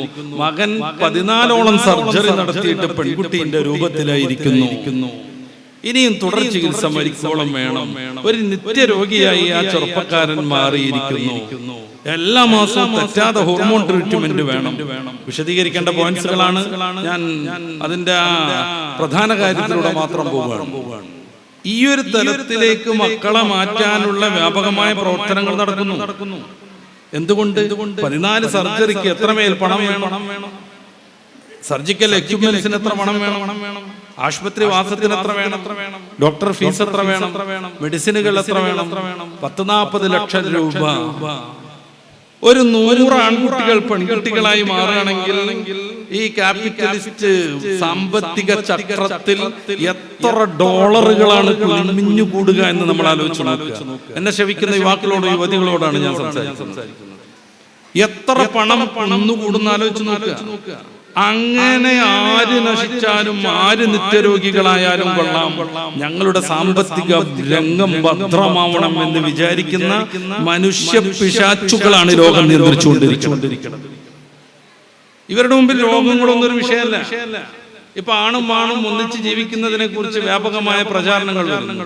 പ്രമുഖനായ ഒരു സിനിമാ നടൻ ഈയിടെ ഒരു ചാനലിൽ വന്ന് ഒരു വൃത്തികെട്ട പരിപാടിക്കിടയിൽ ഇങ്ങനെ ജീവിക്കുന്ന 2 പെൺകുട്ടികളോട് ആരോ മോശമായി പറഞ്ഞു, അവരെ പരിഹസിച്ചു എന്നൊക്കെ പറഞ്ഞിട്ട് അദ്ദേഹം വളരെ ഗൗരവത്തിൽ പറഞ്ഞത് ലോകം മൊത്തം അംഗീകരിക്കുന്നതാണ് ആണും പെണ്ണും തമ്മിലുള്ള ബന്ധം. എന്നിട്ട് നിങ്ങൾ അതിനെ എതിർക്കാണോ? എന്ത് പോഴത്താണ് ഇവരൊക്കെ പറഞ്ഞുകൊണ്ടിരിക്കുന്നത്? ഇതും ആ ചാനലിലെ ആ പ്രവൃത്തിയും ആ ഒരു പ്രോഗ്രാമും സമൂഹത്തിന് എന്ത് ഗുണാണ് ചെയ്യുന്നത്? നമ്മൾ ആലോചിച്ചു ലോകത്തെ എവിടെയാണ് ലെസ്ബിയൻ ഗേ ബന്ധങ്ങളെ സമൂഹം മൊത്തം അംഗീകരിച്ചത്? എവിടെയാണ് ട്രാൻസ്ജെൻഡറിനെ ലോകം മൊത്തം അംഗീകരിച്ചത്? ട്രംപ് എല്ലാവിധ കുസൃതിയുടെയുമാണ്. പക്ഷെ അയാൾ ഭരണത്തിലേറിയിട്ട് ആദ്യം പറഞ്ഞത് അമേരിക്കയിൽ ആണും പെണ്ണേ ഉള്ളൂ, അതിന്റെ ഇടയിൽ വേറൊരു സാധനം ഇല്ല എന്നാണ്. ഇന്ത്യ കൊല്ലുന്നാണ് അയാൾ പറഞ്ഞത്. ജപ്പാൻ നിരോധിച്ചു, ജർമ്മനി നിരോധിച്ചു. ലിബറലിസം കണ്ടുപിടിച്ച നാടാ ജർമ്മനി. നമ്മുടെ മക്കൾ പഠിച്ചിട്ടുണ്ട്. 1798 മുതലുള്ള 10 വർഷം ഫ്രഞ്ച് വിപ്ലവം നടന്നത്. അതിനുശേഷമാണ് ലിബറലിസം വ്യവസ്ഥാപിതമായി വരുന്നത്. അതിനുശേഷമാണ് നെപ്പോളിയൻ മോണാപ്പാട്ട് ഭരണത്തിലേക്ക് വരുന്നത്. അദ്ദേഹത്തിന്റെ ഭരണകാലത്തിലാണ് ലിബറലിസം പുഷ്കലമായി താഴ്ച വളർന്നത്. ആ നാട് നിരോധിച്ചു. എന്നിട്ട് പറയാം ലോകം മൊത്തം അംഗീകരിച്ച ഒരു സംഗതിയെ നിങ്ങളെങ്ങനെ എതിർക്കുന്നു? എന്റെ പ്രിയപ്പെട്ട സഹോദരന്മാർ ആലോചിച്ചു, അതൊരു നല്ല മഹത്വമുള്ള പരിപാടിയാണെങ്കിൽ ഈടെ ഒരു ഉസ്താദുമാരുടെ ക്ലാസ്സിന് പോയി ഞാൻ ചമ്മാട് ഭാഗത്ത് 350 ഉസ്താദുമാരുണ്ട്. ക്ലാസ് കഴിഞ്ഞ ഒരു അർജന്റ് കാരണം ഞാൻ ഓടി വരുമ്പോ ഒരു ഉസ്താദ് വന്നിട്ട് എന്നോടൊരു കാര്യം പറയാൻ, ഒന്ന് നിൽക്കാവോ എന്ന് ചോദിച്ചു. അദ്ദേഹത്തിന്റെ അനുജന് കല്യാണം അന്വേഷിച്ചുകൊണ്ടിരിക്കുമ്പോൾ വീട്ടിൽ വന്ന് പറഞ്ഞത്രേ, എനിക്ക് നിങ്ങൾ പെണ്ണിനെ അന്വേഷിക്കേണ്ട, എറണാകുളത്തുള്ള എൻ്റെ ഒരു കൂട്ടുകാരനോടൊപ്പം ഞാൻ ഗേ ജീവിതം നടത്താൻ പോവുകയാണ്. അതായത് പെണ്ണ് ഇട്ടല്ല, അവൻ ആണിനെ കെട്ടുകയാണ്. ദമ്പതികൾ നല്ല ദമ്പതന്മാർ എന്ന് പറയേണ്ടി വരും. ഇതെന്താ ചെയ്യാന്നാണ് മൂപ്പരാൾ ചോദിക്കുന്നത്. ഞാൻ പറഞ്ഞു ഓനൊന്ന് കൊണ്ടുവരും, നമുക്ക് സംസാരിക്കാന്ന് പറഞ്ഞു. അതിനൊന്നും തയ്യാറാവില്ല എന്ന് പറഞ്ഞു. ഇത് ഇറച്ചിക്കും എല്ലിനും വെച്ചിട്ട് നമുക്ക് ഫോൺ നമ്പർ തരും, ഞാനത് വിളിക്കാന്ന് പറഞ്ഞു. അദ്ദേഹം പറഞ്ഞു ഇതാണ് ഫോൺ എങ്കിൽ അദ്ദേഹം ഫോനത് കട്ടാക്കും, പിന്നെ നിങ്ങളുടെ നമ്പർ ബ്ലോക്ക് ആക്കും. ഇനി എന്താ ചെയ്യാ? ഞാൻ പറഞ്ഞല്ലോ തങ്ങന്മാരെ ഉസ്താദന്മാരൊക്കെ കണ്ടിട്ട് അങ്ങനെ കുറെ സംഗതി ഉണ്ടല്ലോ, ഈ മുട്ടമ്മ സുഡാക്കു വരക്കണ പരിപാടി, അതൊക്കെ ചെയ്തു നോക്കുന്നു. അപ്പൊ അദ്ദേഹത്തിനോട് പറയാം, ഞങ്ങളപ്പതിൽ എക്സ്പേർട്ടാണ്, 2 മാസമായി തുടങ്ങിയിട്ട്. ആ മഹല്ലിലെ മൊത്തം നാടമുട്ട ആള് കരിച്ചു എന്നാ തോന്നുന്നത്. പക്ഷെ ഇതുവരെ മൂപ്പർക്ക് ഒരു മാറ്റമില്ല. ഞാൻ എന്തിനാ അവരുടെ കുടുംബ ഉസ്താദിലൊക്കെ പറയണത്? ജ്യേഷ്ഠൻ ഉസ്താദാണ്, വാപ്പ ഉസ്താദാണ്. ഇനി ആരൊക്കെ ഉസ്താദുമാരുണ്ട് ആ ഫാമിലിയിൽ നിന്ന് എനിക്കറിയില്ല. അമ്മാവന്മാരും വല്ലിപ്പിയൊക്കെ ഉസ്താദാണോന്ന് എനിക്കറിയില്ല. അതിലെ ഇളമുറ തമ്പുരാൻ എനിക്ക് വേണ്ടി പെണ്ണ് തേടണ്ട, ഞാൻ എൻ്റെ എറണാകുളത്തെ കൂട്ടുകാരനോടൊപ്പം ഗേ ജീവിതം നയിക്കാൻ പോകുകയാണെന്ന് പറയുന്ന കാലം.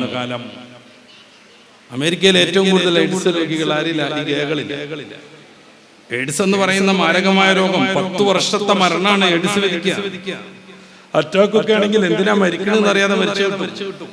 ക്യാൻസർ ആണെങ്കിൽ ഒരു 3ാം സ്റ്റേജ് 4ാം സ്റ്റേജ് ഒക്കെ ആണെങ്കിൽ ഡോക്ടർ കണക്കൂട്ടി കൊടുക്കും, 3 മാസം ഇത്ര അതിന്റെ ഇടക്ക് തീരുന്ന് പറയും. ഇത് 10 വർഷം ഇഞ്ചിഞ്ചായി മരിക്കും. എല്ലാ പാൻഡമിക് രോഗങ്ങളും എല്ലാ പകർച്ചവ്യാധിയും പിടിച്ചുകൊണ്ടിരിക്കും, പ്രത്യേകിച്ച് ശ്വാസകോശത്തിന്. എന്നിട്ട് തുമ്മി കുറച്ച് വളഞ്ഞ് എല്ലുകളൊക്കെ പുറത്തു വന്ന് പേക്കോലായി, കണ്ണ് കുഴിയിലായി, ഇവിടെ വലിയ തൊണ്ടയിൽ വലിയ കുഴി രൂപപ്പെട്ട് വീട്ടുകാർക്ക് ഒരു ശാപമായി ഇങ്ങനെ സാധു ജീവിക്കും 10 വർഷം. ഏകദേശം 63 എയ്ഡ്സ് കണ്ടുപിടിച്ചിട്ടുണ്ട്. ഇതുവരെ അതിനൊരു ഔഷധം കണ്ടുപിടിച്ചിട്ടില്ല. എയ്ഡ്സിന്റെ ആൾ 10 വർഷം ഇഞ്ചിഞ്ചായി മരിക്കും. ലോകത്തെ ഏറ്റവും കൂടുതൽ എയ്ഡ്സ് രോഗികൾ ഗേകളാണ്. അമേരിക്കയിലെ എയ്ഡ്സ് രോഗികളിൽ 75% ഗേകളാണ്. 25% നല്ല മനുഷ്യരാണെന്ന് വിചാരിച്ചു പോകരുത്.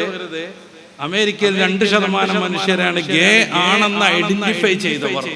അല്ലാത്ത കുറെ ടീമുണ്ട്. കണക്കുകൾ സുലഭമാണ്, ഞാൻ അങ്ങോട്ട് കടക്കല്ല. മങ്കി പോക്സ് എന്ന് പറയുന്ന പ്രത്യേക രോഗം, ടച്ച് ചെയ്യുന്നിടത്തൊക്കെ വലിയ കുമിള വന്നിട്ട് ആള് മരിക്കുന്ന രോഗം. കേരളത്തിലും വന്നു അത് 3 വർഷം മുന്നേ, കൊച്ചിയിൽ ഒരാൾക്ക്. നമ്മുടെ കൊറോണ പോലൊന്നും വ്യാപകമല്ലാത്തത് കൊണ്ടും അത് പെട്ടെന്ന് പിടിക്കാത്തത് കൊണ്ടും നേരിട്ടുള്ള സമ്പർക്കം വഴിയെ പകരൂ എന്നതുകൊണ്ടും നമ്മളൊക്കെ രക്ഷപ്പെട്ടു പോയി. അല്ലെങ്കിൽ പിന്നെയും ആവുമായിരുന്നു അടച്ചുപൂട്ടലും മറ്റും.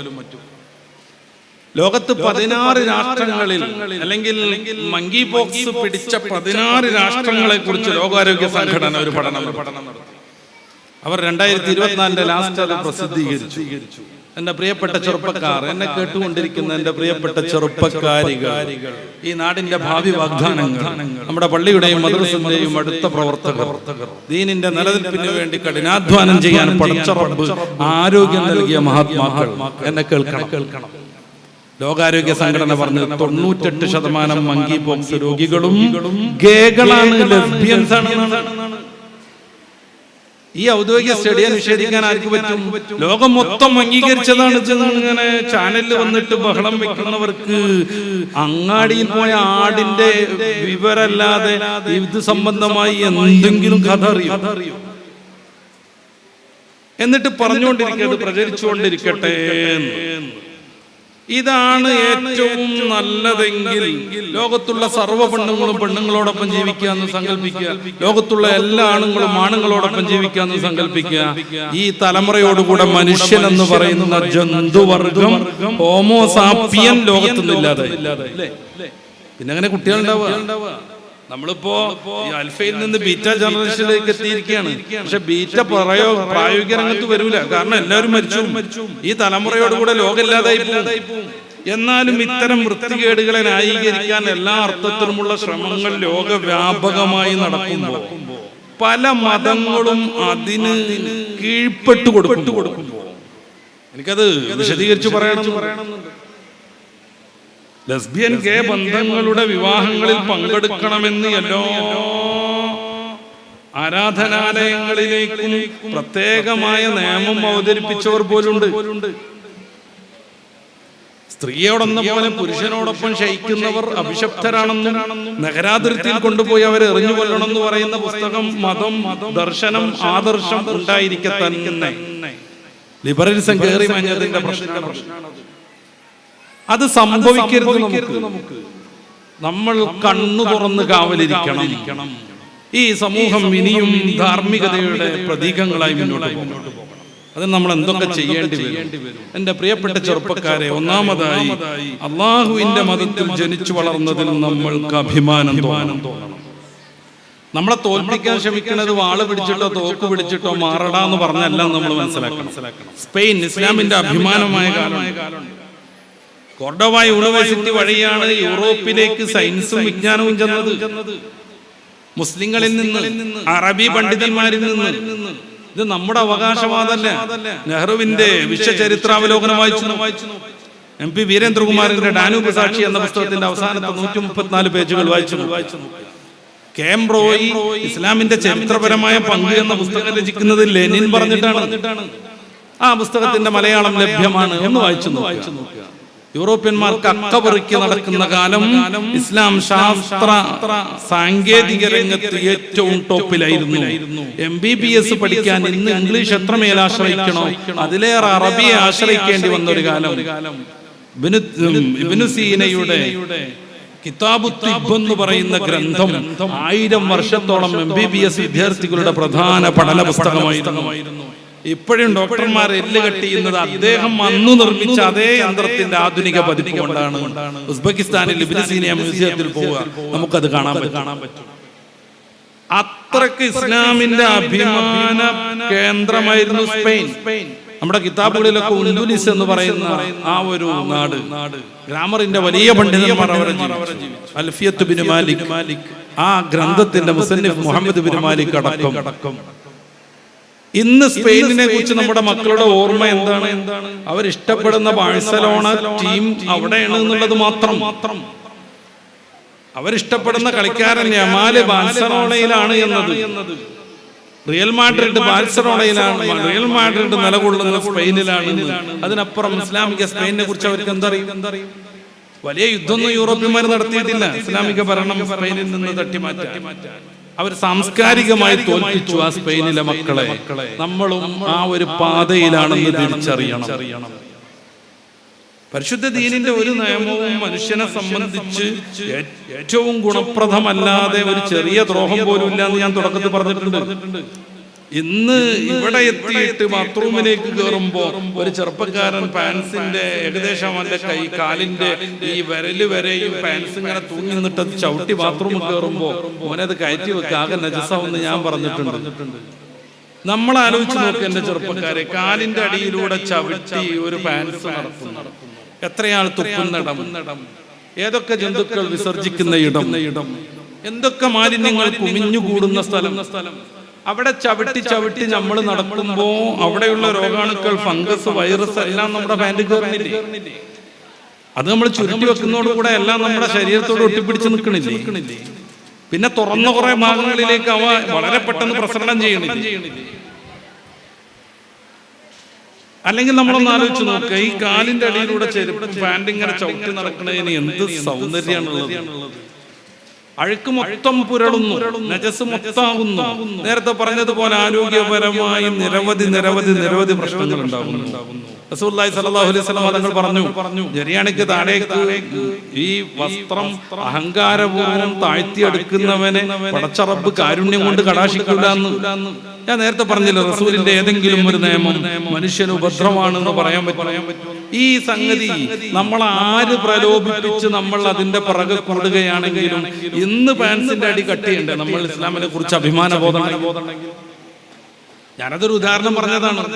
ഇന്ന് വന്നിട്ട് നമ്മുടെ ബാത്റൂമിൽ സംഭവിച്ചൊരു കാര്യം, എന്റെ സുഹൃത്ത് എന്നെ കേൾക്കുന്നുണ്ടാവും. ഞാൻ അദ്ദേഹത്തെ ആക്ഷേപിക്കാനല്ല പറഞ്ഞത്, അതുകൊണ്ടാണ് അദ്ദേഹത്തിന്റെ രൂപവും വിശേഷണവും അദ്ദേഹത്തിന്റെ പേരൊന്നും ഞാൻ പറയാത്ത. എനിക്ക് അദ്ദേഹത്തെ ആക്ഷേപിക്കൽ യാതൊരു അർത്ഥത്തിനും താല്പര്യമുള്ളതല്ല. നേരെ മറിച്ച് ആരാണ് ഇത് കൊള്ളാമെന്ന് നമ്മളെ തെറ്റിദ്ധരിപ്പിച്ചത്? നമ്മുടെ പെൺകുട്ടി പുറത്തേക്ക് പോകണമെന്നുണ്ടെങ്കിൽ സാധാരണഗതിയിൽ സാമ്പത്തികമായിട്ട് ഇത്തിരി ബാക്കിലുള്ള കുട്ടിയാണെങ്കിൽ പോലും 6-7 സാധനം മുഖത്തും ശരീരത്തിലും വാരി പൂശിയിട്ട് വേണം. നിലക്കണ്ണാടിക്ക് മുമ്പിൽ പോയിട്ട് അവർ ആദ്യം ചെയ്യുന്നത് ശരീരത്തിലാകെ, പ്രത്യേകിച്ച് മുഖത്ത് പുറ്റിയിടലാണ്. പൈൻ്റടിന്റെ മുമ്പ് ചെയ്യേണ്ട പരിപാടി അതാണ്. അതിനിങ്ങനെ നല്ല മിനുസം കിട്ടാൻ വേണ്ടി സ്പ്രേ അടിക്കണം, അതിന് തിളക്കം വരണം. പിന്നെ അതിന്റെ സൈഡിലൊക്കെ ഇങ്ങനെ പ്രത്യേകിച്ച് കളർ വരണം. ഈ കവളിന്റെ അവിടെ റോസ് ആവണം, കണ്ണിന്റെ ചുറ്റുഭാഗവും കടുങ്കറുപ്പായി തീരണം. പിന്നെ ചുണ്ടിന്റെ കാര്യം, ഏത് ഡ്രസ്സാ ഇട്ടത് അതിന്റെ കളറൊക്കുന്ന ചുണ്ട് വേണം. പച്ച ചുരിദാറാണെങ്കിൽ പച്ച ചുണ്ട്, നീല ചുരിദാറാണെങ്കിൽ നീല ചുണ്ട്.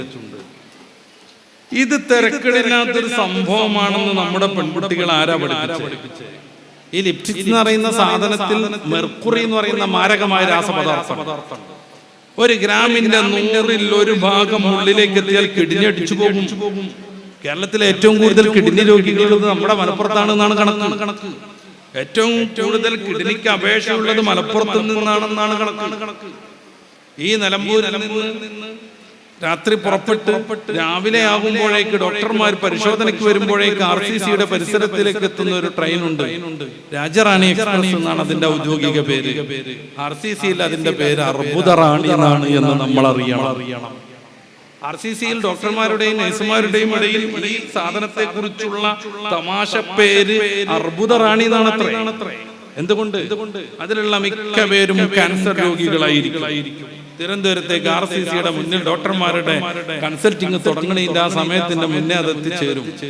പലപ്പോഴും ആലുവയിൽ നിന്നും എറണാകുളത്തു നിന്നും ആ വണ്ടിയിൽ രാത്രി ഞാൻ പോരാറുണ്ട്. 4:15 കൃത്യം അങ്ങാടിപ്പുറത്ത് 4:20-25 മുമ്പ് അങ്ങാടിപ്പുറം പാസ് ചെയ്യും. പലപ്പോഴും 3-4 മടങ്ങുന്ന ഓരോ ഫാമിലി അവിടെ ഇറങ്ങും. അവരുടെ മുഖത്തെ നിരാശ കണ്ടാൽ അറിയാം RCCയിൽ നിന്ന് വരുന്നതാണെന്ന്. അവരോടൊപ്പമുള്ള അവശനായ ആൾ അവർ കെയർ ചെയ്യുന്നത് അറിയാം അദ്ദേഹം നല്ല ക്യാൻസർ രോഗിയാണെന്ന്. എന്തുകൊണ്ട്? പ്രകൃതി രമണീയമായി നാട്ടിൽ അങ്ങനെ ഒരു അവസ്ഥ വരുന്നു. എന്റെ പ്രിയപ്പെട്ട സഹോദരന്മാർ, സഹോദരിമാർ, പരിശുദ്ധ ദീനിനെ കുറിച്ച് പഠിക്കണം. നമ്മുടെ ജീവിതം എങ്ങനെയാവണമെന്ന് കൃത്യമായി മതം പഠിപ്പിച്ചു തന്നിട്ടുണ്ട്.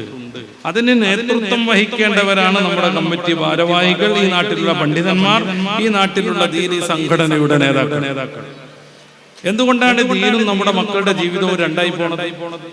എന്തുകൊണ്ടാണ് ജുമാക്ക് നേരത്തെ വരാൻ നമ്മുടെ നാട്ടിൽ ആളുകൾ ഇല്ലാതെ വരുന്നത്? എന്തുകൊണ്ടാണ് ജുമയുടെ മെമ്പർമാർ തികയാൻ വേണ്ടിയിട്ട് വാച്ചിൽ നോക്കിയിട്ട് കാത്തിരിക്കേണ്ടി വരുന്നത്? എന്റെ പ്രിയപ്പെട്ട സഹോദരന്മാരെ, നമ്മളെ പഴിക്കണം എന്ന് ആദ്യമായി ഞാൻ ഓർമ്മപ്പെടുത്തുക.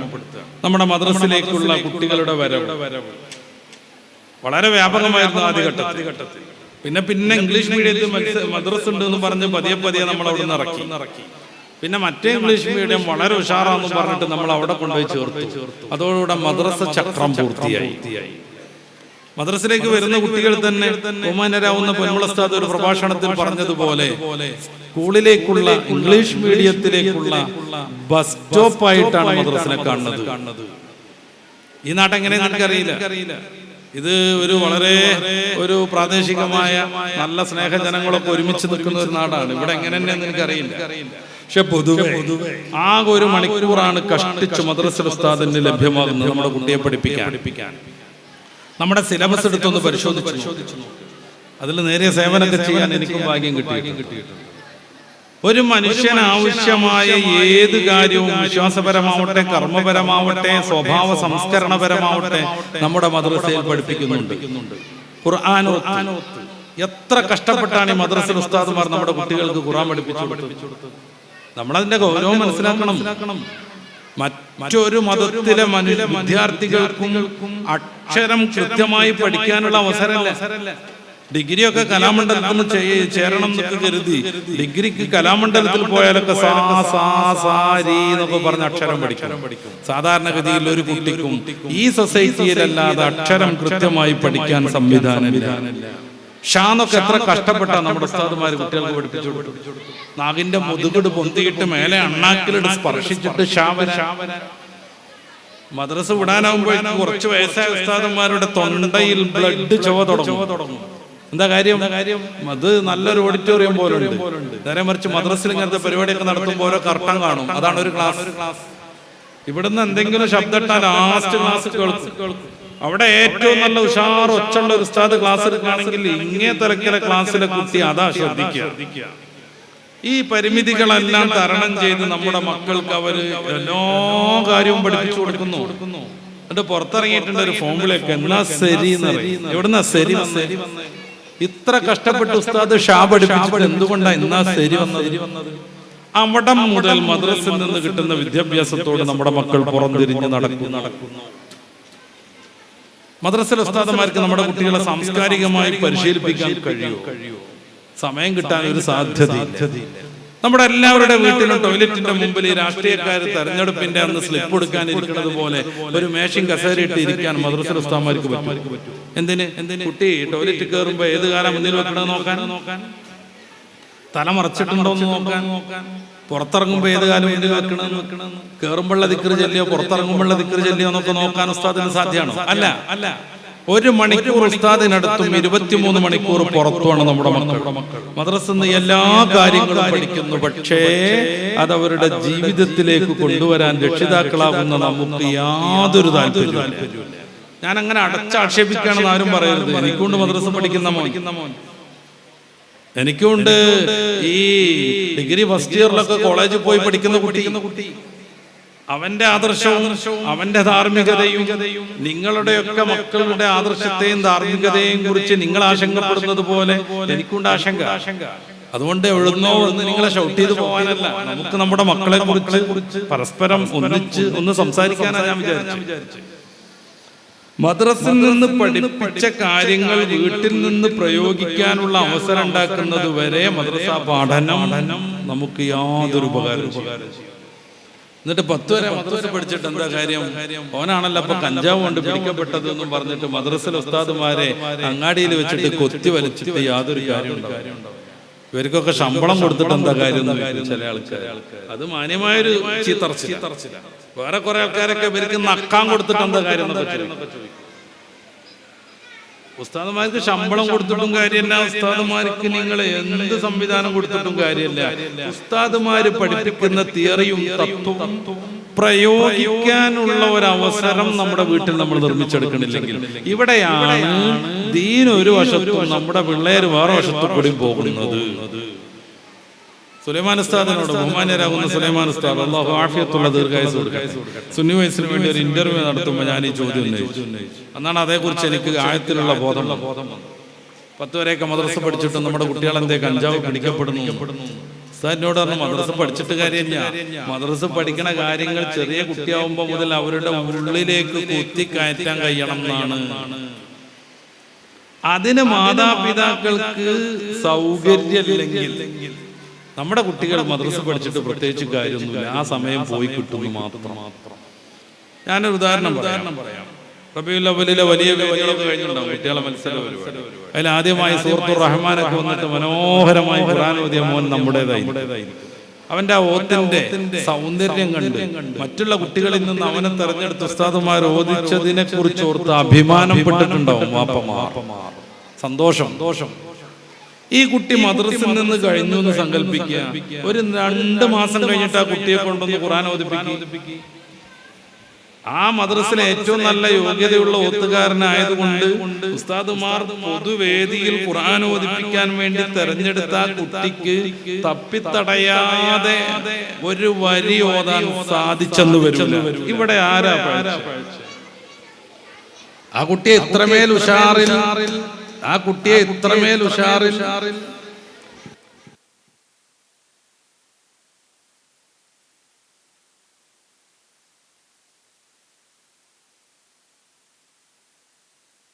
പോയിക്കോളി.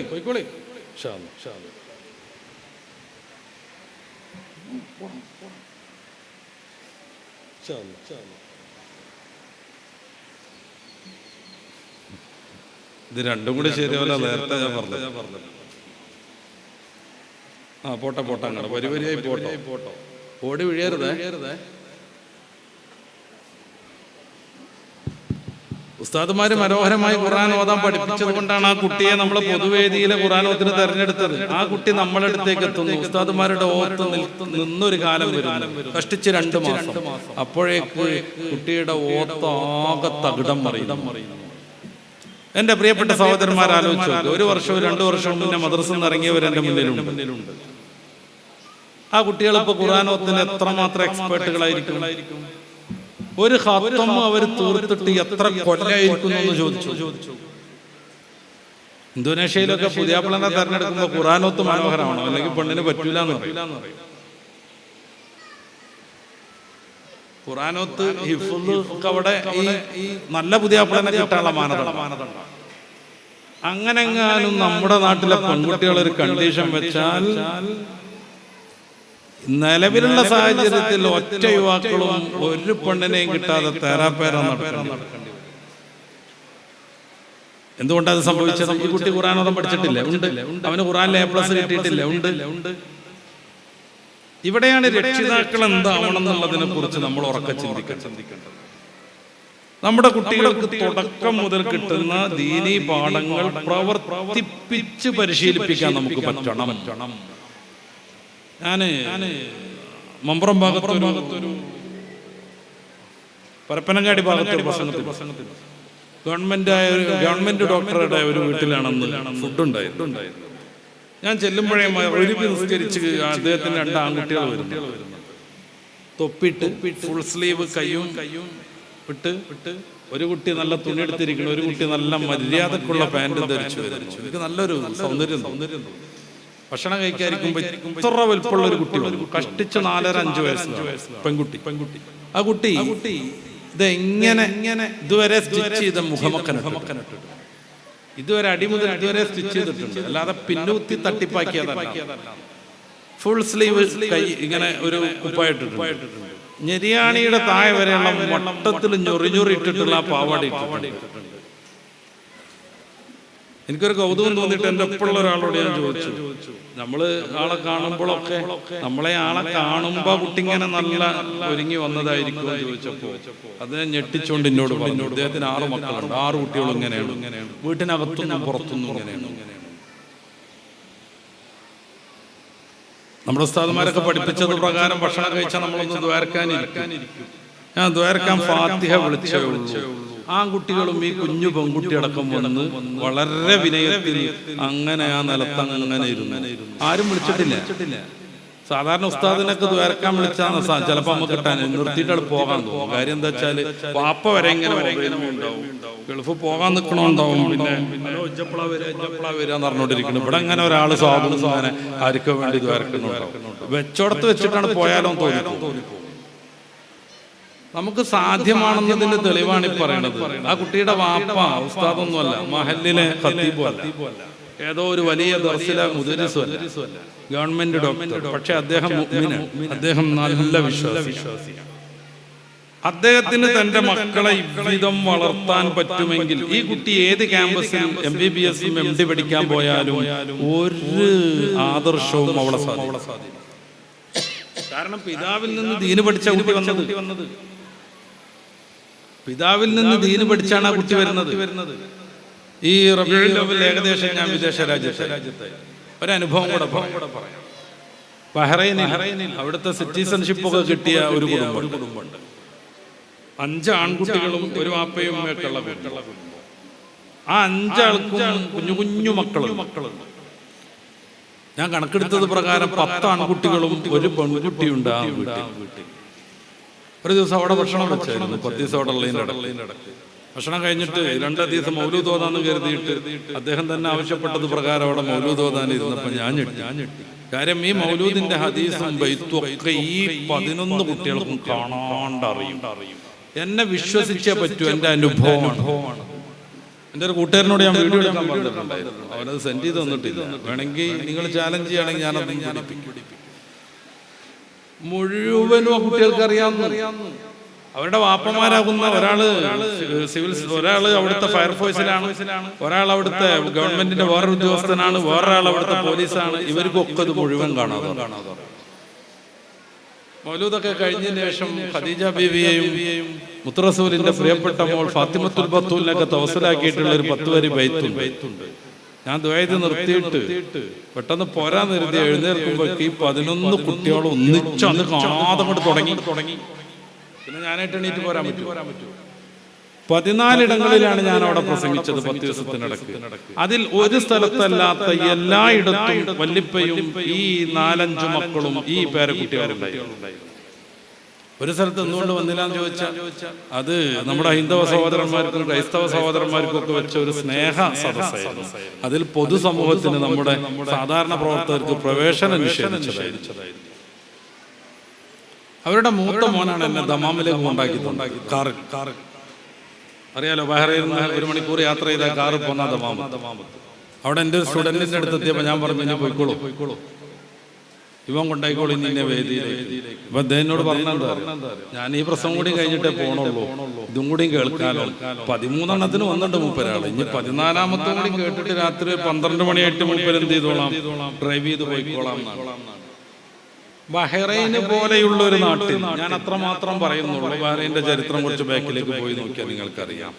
ഒരു കുടുംബത്തിന് ഇങ്ങനെ വളരാനാകുമെങ്കിൽ, ഞാൻ മൗലൂദ് തുടങ്ങിയപ്പോ ഒരു സ്റ്റാൻഡിൽ ഒരു മൊബൈൽ വന്നോടെ ഇതേപോലെ.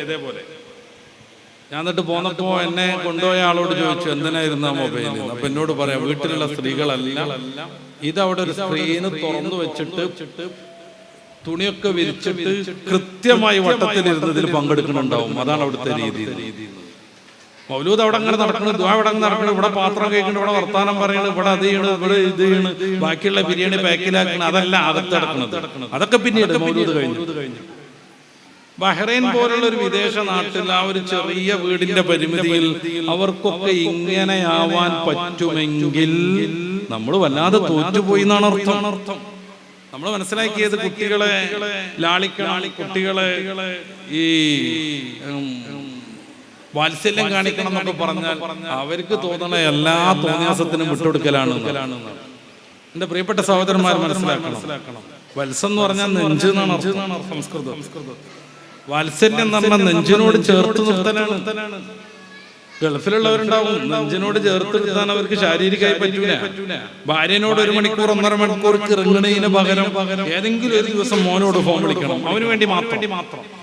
ഭാര്യക്ക് ഫോൺ വിളിക്കുമ്പോ ആരെ ഒച്ചടി കേൾക്കണ ശുക്കൂർ അന്നാച്ചൊന്ന് കൊടുത്താന്ന് പറയാൻ അവന് വേണ്ടി ഫോൺ വിളിക്കണം. അവനോട് കാര്യഗൗരവത്തിൽ സംസാരിക്കണം. അവന്റെ യോഗ്യതകളൊക്കെ അംഗീകരിച്ചു കൊടുക്കണം. ഉമ്മന്റെ കാര്യമൊക്കെ നോക്കണില്ലേ ചോദിക്കണം. അവനോട് ദീനിനെ കുറിച്ച് കുഞ്ഞു വർത്തമാനങ്ങൾ പറയണം. അവന് വേണ്ടിയാണ് വാപ്പ ജീവിക്കുന്നത് എന്ന് അവനെ ബോധ്യപ്പെടുത്താൻ കഴിയണം. വെറുപ്പിക്കാനല്ല, ബോധ്യപ്പെടുത്താൻ കഴിയണം. ഒറ്റവാക്കിൽ ഞാൻ ഈ പറയുന്നത് ഉപസംഹരിക്കാം. മദ്രസിൽ പഠിക്കുന്ന പാഠങ്ങൾ ജീവിതത്തിലേക്ക് കൊണ്ടുവന്ന് അതനുസരിച്ച് ആത്മാർത്ഥമായി വളരുന്ന കുട്ടികൾ സൃഷ്ടിക്കപ്പെടണം. അല്ലെങ്കിൽ ഇനിയും അജയർക്ക് ഫോം വരും, അജയരെ ഇവിടെ ഇങ്ങനെ വീണ് കിടക്കുന്ന ഒരു ഓട്ടോറിക്ഷ കയറ്റാണ് വിടട്ടെ എന്ന്. ആ ഒരു ദുരന്തം നമ്മുടെ വീട്ടിൽ സംഭവിക്കും. തിരൂര് ഭാഗത്ത് പ്രസംഗം കഴിഞ്ഞ് ഞാൻ വരികയാണ്. എൻ്റെ സുഹൃത്തുണ്ട് കാറിൽ. ഒരു വളവുണ്ട് നമ്മുടെ സമ്മേളനമൊക്കെ നടക്കണടുത്ത്.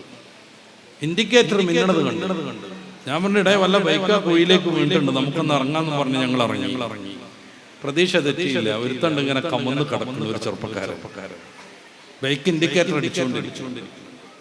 വളവിൽ തിരിക്കണം എന്നുള്ള ബോധമില്ലാത്ത വിധം ആള് മയങ്ങിയിട്ടുണ്ടായി. ഞങ്ങൾ പിടിച്ചിട്ട് പൊന്തിയില്ല. ശരിക്കും 1-2 വണ്ടിക്ക് കൈ കാണിച്ചു, ആരും നിർത്തിയില്ല. അങ്ങോട്ട് പോയി. അവസാനം അടുത്ത വീട്ടിലൊരു ഹൈന്ദവ ചെറുപ്പക്കാരനും അവന്റെ അമ്മയും വന്നു. എന്താ മുസ്ലിയാക്കളെന്ന് ചോദിച്ചു.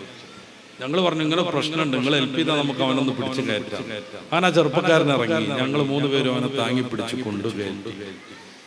ഈ ചെറുപ്പക്കാരനും അവൻ വിളിച്ചെടുത്ത വേറൊരു മുസ്ലിം കൂട്ടുകാരനും ഓട്ടോറിക്ഷയിൽ ഇട്ടിട്ട് ഇവനെയും കൊണ്ട് കോട്ടക്കലിലേക്ക് ആശുപത്രിക്ക് പോയി.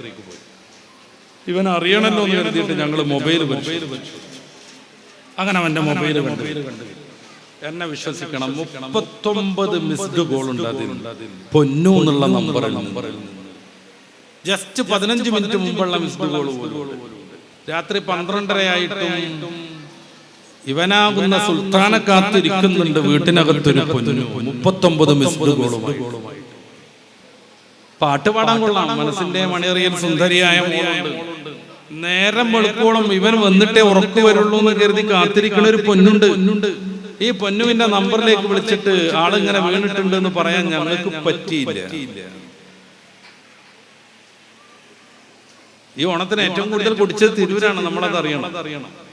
ചാലക്കുടിയെ തോൽപ്പിച്ചു.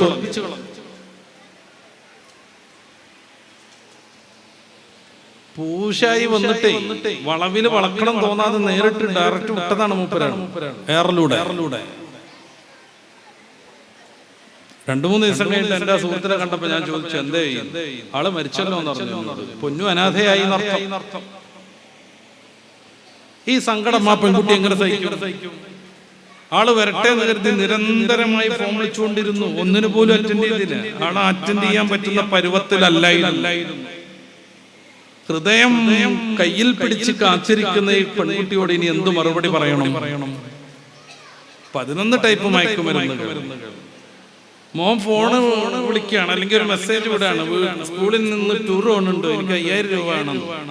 പാപ്പുടനെ അമ്മക്ക് വിളിക്കുകയാണ്, 5000 കൊടുത്തേക്ക്, പിന്നെ നിന്റെ വക 2000 കൊടുത്തോട്ടെ, കാരണം ഒരു ചായക്ക് കുടിക്കേണ്ടി വരില്ല എന്നും പറഞ്ഞ് 7000. ഇറങ്ങി പോകുമ്പോൾ വല്യമ്മാന്റെ വക 500, വല്യപ്പാന്റെ വക 1000. അത്യാവശ്യം കാശൊക്കെ ആയി അടിച്ചു പൊളിച്ചു മൂപ്പരൊന്ന് ടൂർ കഴിഞ്ഞു വരും.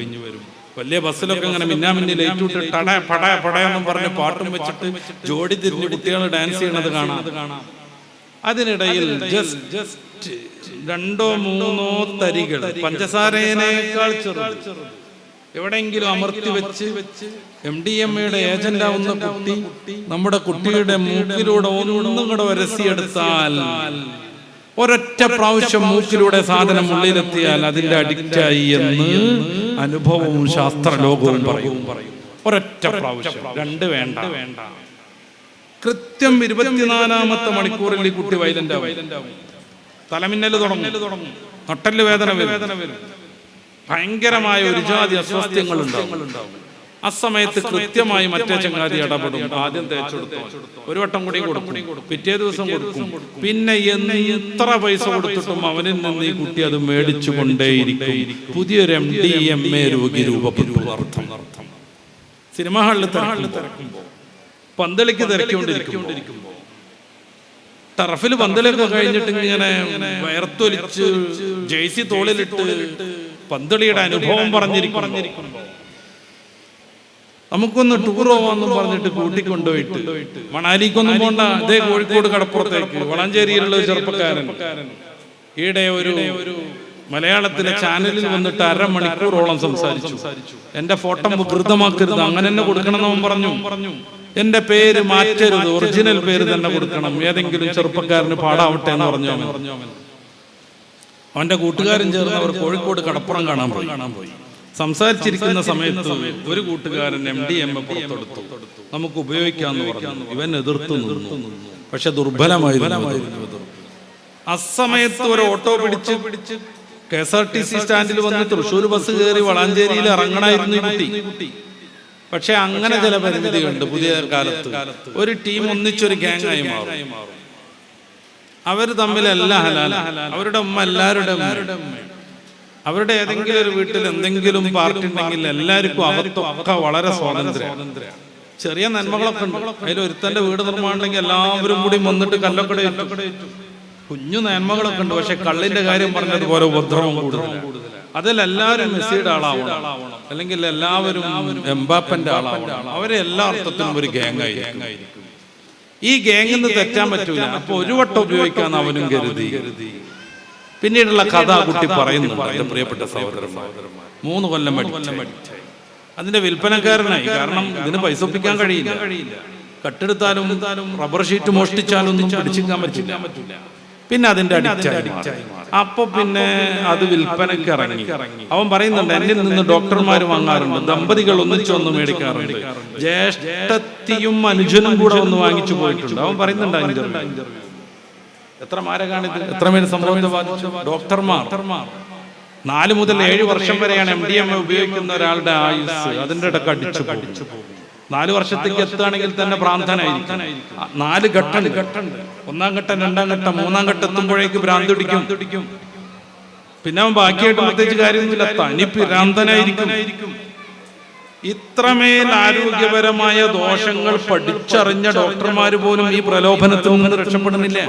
മഹല്ല് കമ്മിറ്റിയും കുടുംബവും നമ്മുടെ മക്കൾക്ക് എങ്ങനെ കാവൽ നിൽക്കണം എന്ന് ആലോചിച്ചു. എങ്ങനെ കാവൽ നിൽക്കണം എന്ന് ആലോചിച്ചു. കേരളത്തിലെ പ്രമുഖമായ ഒരു ഗവൺമെന്റ് മെഡിക്കൽ കോളേജിൽ നിന്ന് ഒരു ഡോക്ടർ MDMA-യുമായിട്ട് പിടികൂടി. അദ്ദേഹം പറയുന്നുണ്ട്, എന്നിൽ നിന്ന് ഇത് വാങ്ങി ഉപയോഗിക്കുന്ന 16 ഡോക്ടർമാർ കൂടെ ഈ കോളേജിലുണ്ട്. അയാളടക്കം 17. ഇനി വേറെ സ്രോതസ്സുകളിൽ നിന്ന് അത് വാങ്ങി ഉപയോഗിക്കുന്നവരോ എത്ര ഉണ്ടാവും ആർക്കറിയാം. ഇവരാണ് മരുന്ന് എഴുതുന്നത്, ഇവരാണ് സർജറി നടത്തുന്നത്, ഇവരാണ് പലപ്പോഴും സിസേറിയൻ കഴിഞ്ഞിട്ട് നൂലുണ്ടയും കത്രികയും വയറിന്റെ ഉള്ളിൽ നിന്ന് എടുക്കാൻ മറന്നു പോണത്. പെൺകുട്ടികൾ സമരം ചെയ്യണത് കോഴിക്കോട് മെഡിക്കൽ കോളേജിന് മുമ്പ് 1.5 കൊല്ലമായി ഒരു യുവതി സമരം ചെയ്തുകൊണ്ടിരിക്കുന്നത്. വയറിന്റെ ഉള്ളിൽ കത്രിക വെച്ച് തുന്നി കൂട്ടിയതിന് നഷ്ടപരിഹാരം വേണമെന്ന് പറഞ്ഞിട്ട് 9 മാസം സഹിച്ചു. മറ്റൊരു പെൺ ഭയങ്കരമായ വയറുവേദന, എന്നും ചെല്ലും, പെയിൻ കില്ലർ കൊടുക്കും. അത് കുടിക്കുമ്പോ ഇത്തിരി സമാധാനവും. ഒരൊറ്റ ഡോക്ടർക്ക് തോന്നിയില്ല ഒന്ന് എക്സ്റേ എടുക്കാൻ പറയാം. ഒരു ദിവസം രാത്രി കഠിനമായ വേദന, ഉറങ്ങാൻ പറ്റുന്നില്ല, തിരിഞ്ഞും മറിഞ്ഞും കിടന്നു. അവസാനം എപ്പോഴോ ഉറങ്ങിപ്പോയി. പിറ്റേ ദിവസം ഉണർന്നപ്പോ ആ സ്ത്രീയുടെ വയറിന്റെ പുറത്തേക്ക് കത്രിക തുറിച്ചു വന്നു. അപ്പോഴേ മനസ്സിലായത് ഉള്ളിൽ കത്രിക ഉണ്ട്. ഇതാണ് നമ്മുടെ സാമൂഹിക ജീവിതം. ഇതിനിടയിൽ നമുക്ക് മക്കളുണ്ടാവാൻ ദ്വാരക്കും നമ്മൾ അൽഹംദുലില്ലാ, നല്ല കാര്യം. ആ മക്കൾ എങ്ങനെ വളരണം എന്നുള്ളതിനെ കുറിച്ച് ആലോചിച്ചു. ഞാൻ പറഞ്ഞ ഏക പരിഹാരം അതല്ലാത്ത മറ്റൊരു പരിഹാരം നമുക്ക് പറയാനില്ല. അവരുടെ കൂട്ടുകാരെ കുറിച്ച് ബോധവൽക്കരിക്കണം. എല്ലാവിധ പ്രവണതകളും നമ്മുടെ ജീവിതത്തിലേക്ക് വരണമെന്ന ട്രെൻഡ് ഇല്ലാതെയാക്കണം. നേരത്തെ പറഞ്ഞല്ലോ, ഏതെങ്കിലും ഒരുത്തൻ കാണിക്കുന്ന മോഡലിൽ വിശ്വസിക്കുന്നതിനപ്പുറം ഹബീബായ റസൂലുള്ളാഹി തങ്ങൾ എല്ലാവർക്കും മോഡലാണെന്ന് പഠിപ്പിക്കണം. സുലൈമാൻ ഉസ്താദിനെ തന്നെ ഞാൻ ഉദ്ധരിക്കാം. ഒരു ദിവസം ഞാൻ ഇന്റർവ്യൂവിന് പോയി. പലപ്പോഴും പോകാറുണ്ടായിരുന്നു. എന്നെ ഇന്റർവ്യൂവിൽ ഇരുന്ന് ഉസ്താദ് വിളിക്കാറുണ്ടായി. ഇന്റർവ്യൂവിന് പോയത് വെള്ളിയാഴ്ച രാവിലെ 10 മണിയൊക്കെയാണ് ഞാൻ എത്തുന്നത്. ഉസ്താദ് എന്നോട് പറഞ്ഞു, കുട്ടിയെ പള്ളിയിൽ പോകാനായല്ലോ, എന്താ കാട്ടുക? ഞാൻ പറഞ്ഞു, പള്ളിയിൽ പോയി വന്നിട്ട് ഇന്റർവ്യൂ എടുത്തു. അത് നിങ്ങൾക്ക് പ്രയാസമാണ്. എന്തേ? എന്റെ അമ്മ മരിച്ചിരിക്കണം, ഞാൻ അവിടെ പോയി ഒരു യാസീനോദ് തീർക്കും. എന്റെ അപ്പ മരിച്ചിരിക്കണം, അവിടെ പോയി യാസീനോദ് തീർക്കും. പിന്നെ എന്റെ ഒരു കാക്ക മരിച്ചിരിക്കണം, അവിടെ പോയി യാസീനോദ് തീർക്കും. അന്ന് ഉസ്താദിന്റെ പ്രിയപ്പെട്ട പുത്രൻ ആ കുട്ടിയെ പഠിപ്പിക്കാൻ തഹസ്സുസിൽ എനിക്കും ഭാഗ്യം കിട്ടിയിട്ടുണ്ട്. അബ്ദുറഹ്മാൻ എന്ന മാനു. ഓ മരിച്ചിട്ടില്ല. എങ്കിലും ഉസ്താദ് അതുകൂടെ പറയുന്നു. പിന്നെ എന്റെ മാനു മരിച്ചിട്ടുണ്ട്, ഞാൻ അവിടെ പോയി ഒരു യാസീനോദ് തീർക്കും. അപ്പോഴേക്ക് കുറെ വൈകുന്നേരം നിങ്ങൾക്ക് ബുദ്ധിമുട്ടാകും. ഉസ്താദ് അങ്ങനെ പോയി തീർന്നു വരികയാണ്. എല്ലാ മക്കളും എല്ലാ പേരക്കുട്ടികളും അന്നിസാഇന്റെ 69-ാമത്തെ വചനത്തിൽ അല്ലാഹു പറഞ്ഞതുപോലെ ഒരു വലിയ മഹത്തായ സൗഹൃദ സംഘം അവരൊന്നിച്ചു പോവുകയാണ്, ഉയർന്നു വരികയാണ്, യാസീൻ ഓതാണ്. നമ്മൾ ഉമ്മാന്റെ ഇപ്പാന്റെ അടുത്ത് പോയിട്ട് അബദ്ധത്തിൽ സ്വകാര്യമായിട്ടൊരു വാത്തി ഓതിയിട്ട് ഇറങ്ങിപ്പോരുന്നുണ്ടാവും. കൂടെ മക്കളെ കൂട്ടാൻ നമുക്ക് പറ്റിയിട്ടുണ്ടോ എന്ന് ആലോചിക്കുക. ഈ നാട്ടിൽ ഇത്ര യുവാക്കളെ ഉള്ളൂ എന്ന് എനിക്ക് വിശ്വാസമല്ല. എന്തുകൊണ്ട് അവരിവിടെ എത്തിയില്ല? നമ്മുടെ കഴിവ് കേടുകൊണ്ടാണോ എന്ന് ആലോചിക്കുക. അതന്നെയാണെന്ന് പറയാൻ എനിക്ക് മോഹമുണ്ട്. പക്ഷെ ഒരു അതവ് പാലിക്കണ്ടെന്ന് എഴുതിയിട്ട് പറയാണ്ടിരിക്കുക. എന്തുകൊണ്ട് നമ്മൾ പോണ മഹദറത്തുൽ ബദരിയിലേക്ക് മക്കളെത്തുന്നില്ല? എന്തുകൊണ്ട് നമ്മൾ പോകുന്ന ഖുർആൻ ക്ലാസ്സിലേക്ക് മക്കളെത്തുന്നില്ല? അനുഭവം പറയാനുണ്ട്. ഞാനൊരു 15 കൊല്ലമായിട്ട് ഒരു ഖുർആൻ ക്ലാസ്സിൽ ഒരു വലിയ മുതലാളി അയാളുടെ 5 ആൺകുട്ടികളും വരും, അവരുടെ പുത്രന്മാരും വരും. അവരുടെ വീട്ടിലുള്ള ഫംഗ്ഷൻ ഉണ്ടെങ്കിൽ ഖുർആൻ ക്ലാസ്സിന്റെ പകുതി അങ്ങോട്ട് ആള് കുറവായിരിക്കും. എല്ലാവർക്കും കമ്പനികളുണ്ട്, എല്ലാവർക്കും വിവിധങ്ങളായ ഷോറൂമുകളുണ്ട്. ഏതെങ്കിലും ജോലിയില്ലാതെ വാപ്പാൻ ആശ്രയിച്ചിരിക്കണ മക്കളല്ല. വാപ്പയുടെ വലിയ കമ്പനിയിൽ കേരളത്തിൽ 4-5 ഇടങ്ങളിൽ 6-7 നിലയിൽ പ്രവർത്തിക്കുന്ന ബിസിനസ് സംരംഭങ്ങളിൽ മക്കളൊക്കെ ഷെയറുണ്ട്. ഓരോരുത്തർക്കും വ്യത്യസ്തങ്ങളായ ഫാക്ടറികളുണ്ട്. റബീഉൽ അവ്വലൊക്കെ വലിയ കച്ചവടം നടക്കും. രാത്രി 1 മണിക്കും 2 മണിക്കൊക്കെയാണ് അവർ ഫ്രീ ആവുക. അപ്പൊ വാപ്പ പറയും, നാളെ ഖുർആൻ ക്ലാസ് ഉണ്ട്. ഉറങ്ങാണെന്നുണ്ടെങ്കിൽ സുബഹിക്ക് എണീറ്റിട്ട് നിസ്കരിച്ച് ഖുർആൻ ക്ലാസ്സിന് പോരണം. ഉറങ്ങിയാ നീക്കാൻ കഴിയൂലേ? എന്നാൽ ഞായറാഴ്ച ലീവല്ലേ, ക്ലാസ് കഴിഞ്ഞിട്ട് ഉറങ്ങിയാൽ മതി. ഒറ്റ വാക്ക്, കൂടുതൽ വിശദീകരണം ഒന്നും വേണ്ട. ഇത് മതി ആ മക്കൾക്ക്. അവര് ഉറങ്ങിയാൽ എഴുന്നേൽക്കൂലെന്ന് തോന്നുകയാണെങ്കിൽ ഉറങ്ങാതെ കാത്തിരിക്കും. ഈ ഒരു വാപ്പയായിട്ട് മാറാൻ നമുക്ക് പറ്റും. ഉസ്താദിന് പോലും പറ്റണില്ലേ. എന്നാൽ നമ്മുടെ പ്രവൃത്തിയിൽ എന്തൊക്കെയോ ന്യൂനത വന്നു എന്ന് നമ്മൾ തിരിച്ചറിയണം. ഉമ്മക്ക് മദ്രസനെ പ്രോത്സാഹിപ്പിക്കാൻ പറ്റണില്ലേ? പിന്നെ അയലോകത്താരെങ്കിലും വന്നത് ചെയ്യാം. ശനി ഞായർ ഒന്നിച്ച് ലീവ് വരുമ്പോ നമുക്ക് അങ്ങ് പോവാന്ന് പറയും അമ്മാന്റെ വീട്ടിൽ. അപ്പൊ കുട്ടി ചോദിക്കും, അല്ലമ്മ മദ്രസ ഇല്ല ഞായറാഴ്ച. അത് മദ്രസ അല്ല അറിയില്ല. അതോടുകൂടെ കുട്ടിയുടെ മൈൻഡ് എന്തായി? അങ്ങനെയൊക്കെ മതി മദ്രസ എന്നുള്ളത് വരും. മദ്രസക്ക് ഒരുക്കൂല. രാവിലെ ചില കുട്ടികളൊക്കെ ഉണ്ട്, ആ ബാഗ് ഉണ്ടോ എന്ന് പറഞ്ഞൊരു നടക്കും. ഉമ്മ കുറെ തരും, താത്ത തരും, കാക്ക തരും. അവസാനം സോഫന്റെ അടിയിൽ വളഞ്ഞു കിടക്കണം മുസാഫും കിതാബും ഒക്കെ പാടെ. എന്താ അതിന്റെ അർത്ഥം? വന്ന് വലിച്ചെറിഞ്ഞതിന് ശേഷം മദ്രസക്ക് പിറ്റേന്ന് പോവോൾ അതൊന്നും തൊട്ടിട്ടില്ല. ആരായിരുന്നു പഠിപ്പിക്കേണ്ടത്? ആരായിരുന്നു പഠിക്കാൻ പറയേണ്ടത്? നമ്മളൊക്കെ വൈബിന്റെ പിന്നാലെ നടക്കുകയാണ്. വൈകുന്നേരം ആയിരുന്നു ചുങ്കത്തറി പോയിട്ട് അവിടുന്ന് തിന്നു വരാന്ന് പറയാണ്. ഇന്നിപ്പോ ഒന്ന് അടിച്ചു പൊളിക്കാന്ന് തീരുമാനിക്കുകയാണ്. ഹലാലായ സന്തോഷങ്ങളൊന്നും ഒഴിവാക്കണമെന്ന് എനിക്ക് വാദല്ലേ. പക്ഷെ കുട്ടിയുടെ മദ്രസിനെ ഗൗരവത്തോടുകൂടെ നമുക്ക് പരിഗണിക്കാൻ പറ്റൂലെങ്കിൽ പൊതുവെ അലസതയിലേക്കും കളിയിലേക്കും പോകേണ്ട കുട്ടികൾക്ക് എന്ത് ചെയ്യാൻ പറ്റും? ഒരു കാര്യം കൂടി ഞാൻ പറയുന്നു, മദ്രസ പഠിക്കുന്ന കാര്യങ്ങൾക്ക് നമ്മൾ മാതൃകകളാവണം. പാപ്പ കക്കൂസ് പോകേണ്ടത് തലമുറച്ചിട്ടാണ്. എത്ര വാപ്പാര് പോകണ്ടോ ഇവിടെ? ഉസ്താദുമാരെ കുറിച്ചല്ല ഞാൻ പറഞ്ഞു. തഹജ്ജുദ് നിസ്കരിക്കണം, ഉമ്മനെ കണ്ട് മോളെ എഴുന്നേൽക്കണം. തഹജ്ജുദ് നിസ്കരിക്കണ കുടുംബത്തിനെ പറ്റി റസൂലുള്ളാഹി ദ്വാരുന്നത് അവർക്ക് അള്ളാഹുവിന്റെ കാരുണ്യം ഉണ്ടാവട്ടെ എന്നാണ്. ആ കാരുണ്യത്തിന്റെ പ്രാർത്ഥനയിൽ അകപ്പെട്ട് കഴിഞ്ഞാൽ പിന്നെ പീഡിയാട്രിക് ഡോക്ടറെ കാണിക്കാൻ വേണ്ടി മക്കളേറ്റും ഇങ്ങനെ ഡയറി നടക്കേണ്ടി വരൂല. കടം മൂടിയിട്ട് ഇനി എങ്ങനെ മനുഷ്യന്റെ മുഖത്ത് നോക്കുക എന്നുള്ള വിചാരം വേണ്ടി വരൂല. അള്ളാന്റെ റസൂലാ പറഞ്ഞു, റഹിമല്ലാഹു റഅൻ, ഒരു പുരുഷനെ അള്ളാഹു അനുഗ്രഹിക്കട്ടെ. എന്താ അവന്റെ പ്രത്യേകത? നേരത്തെ എഴുന്നേറ്റ് തഹജ്ജുദ് നിസ്കരിച്ചു, ഭാര്യയെ കുരുക്കി വിളിച്ചു, അവര് പുതപ്പൊക്കെ നന്നാക്കി കടന്നുറങ്ങാൻ ശ്രമിക്കുമ്പോൾ ഇത്തിരി വെള്ളം കൊണ്ടുവന്ന് മുഖത്ത് തെളിഞ്ഞു. അങ്ങനെ ഓൾക്കും ബോധം വന്നു, അവളും എഴുന്നേറ്റ് നിസ്കരിച്ചു. ആ കുടുംബത്തെ അള്ളാഹു അനുഗ്രഹിക്കട്ടെ. സ്ത്രീകളെ മദ്രസയിൽ മാറ്റി നിർത്തിയില്ല. റഹിമല്ലാഹു റഅൻ. ഇതേ സ്വഭാവം വെച്ച് പുലർത്തുന്ന ഉമ്മമാര്, സഹോദരിമാരെ, പെണ്ണുങ്ങളെ അള്ളാഹു അനുഗ്രഹിക്കട്ടെ. എന്റെ പ്രിയപ്പെട്ട സഹോദരന്മാരെ, ഞാൻ അവസാനിപ്പിക്കാൻ ശ്രമിക്കാം. പരിശുദ്ധ ദീനിലാണ് നമ്മൾ ഏറ്റവും ശ്രേഷ്ഠമായ ആദർശം, അള്ളാഹുവിന്റെ അരികിൽ സ്വീകാര്യമായ മതം, മുൻഗാമികളാവുന്ന പ്രവാചകന്മാരെല്ലാം പ്രവചിച്ച ദർശനം. ഇനിയും പറവാനുണ്ട്, വഹിപ്പാൻ കഴിവില്ല. സത്യത്തിന്റെ ആത്മാവ് വരുമ്പോൾ നിങ്ങളെ സകല സത്യത്തിലും വഴി നടത്തുമെന്ന് യോഹന്നാൻ സുവിശേഷത്തിന്റെ 14-ാം അധ്യായത്തിൽ യേശുക്രിസ്തു പറഞ്ഞ ആദർശം. സ്നാപക യോഹന്നാൻ വന്നിട്ട് അദ്ദേഹത്തിന്റെ പ്രവൃത്തി നടത്തുമ്പോൾ നീ ആരാണെന്ന് ചോദിക്കാൻ വേണ്ടി ജൂത പണ്ഡിതന്മാർ വരുന്നുണ്ട്. അസമയത്ത് ആ പ്രവാചകൻ എന്ന് യോഹന്നാൻ ബൈബിളിന്റെ 1-ാം അധ്യായത്തിന്റെ 18-ാമത്തെ വചനത്തിൽ പറയുന്ന ആ പ്രവാചകന്റെ ആദർശം, അവൻ സ്വന്തമായൊന്നും പറയില്ല, കേൾക്കുന്നത് പോലെ ന്യായം വിധിക്കും. എല്ലാവരും കാത്തിരുന്ന് പ്രതീക്ഷാപൂർവം, സന്തോഷപൂർവം, പ്രാർത്ഥനാപൂർവം സ്വാഗതം ചെയ്യാനിരുന്ന മുത്ത് റസൂൽ സല്ലല്ലാഹു അലൈഹി വസല്ലം തങ്ങളുടെ ആദർശം. ഇതാണ് മനുഷ്യന്റെ ജീവിത പദ്ധതി. നമ്മളെ പോലെയുള്ള സാധാരണക്കാർക്കുള്ള ജീവിതത്തിന്റെ പരമമായ ലക്ഷ്യം എന്താണ്? ഉമ്മമാരറിയണം, പ്രിയപ്പെട്ട സഹോദരന്മാരറിയണം. പരിശുദ്ധ ഖുർആൻ സൂറത്ത് ആൽ ഇംറാന്റെ 185-ാമത്തെ വചനത്തിൽ പറയുന്നുണ്ട്, വമൻ സൂസിഅ അനിൻ നാർ വഉദ്ഖിലൽ ജന്ന ഫഖദ് ഫാദ. ആരാണ് നരകത്തെ തൊട്ട് ദൂരെയാവുന്നത്, ആരാണ് സ്വർഗത്തിൽ പ്രവേശം സാധ്യമാക്കുന്നത്, ഫഖദ് ഫാസ്, അവരാണ് വിജയിച്ചവർ. ആ സ്വർഗത്തിലേക്ക് എത്തണം. നമ്മൾ മാത്രമല്ല, നമ്മുടെ മക്കൾ. അതുകൊണ്ട് ഇതിന് വിരുദ്ധമാകുന്ന എല്ലാ കൂട്ടുകെട്ടുകളിൽ നിന്നും മാറി നിൽക്കാൻ എൻ്റെ പ്രിയപ്പെട്ട ചെറുപ്പക്കാരോട് ഞാൻ ആഹ്വാനം ചെയ്യാം. ഏത് നിമിഷവും മരിക്കുന്നു. പരിശുദ്ധ ഖുർആനിലെ ഏറ്റവും അവസാനത്തെ വചനം മരണത്തെ കുറിച്ച് പറയാനുള്ളത്. അല്ലാഹുവിലേക്ക് മടക്കപ്പെടുന്ന ഒരു ദിവസം വരാനുണ്ട്. ആ ദിവസം ശ്രദ്ധാപൂർവം കൈകാര്യം ചെയ്യാൻ സൂറത്തുൽ ബഖറയുടെ 281-ാമത്തെ വാക്യമാണ്.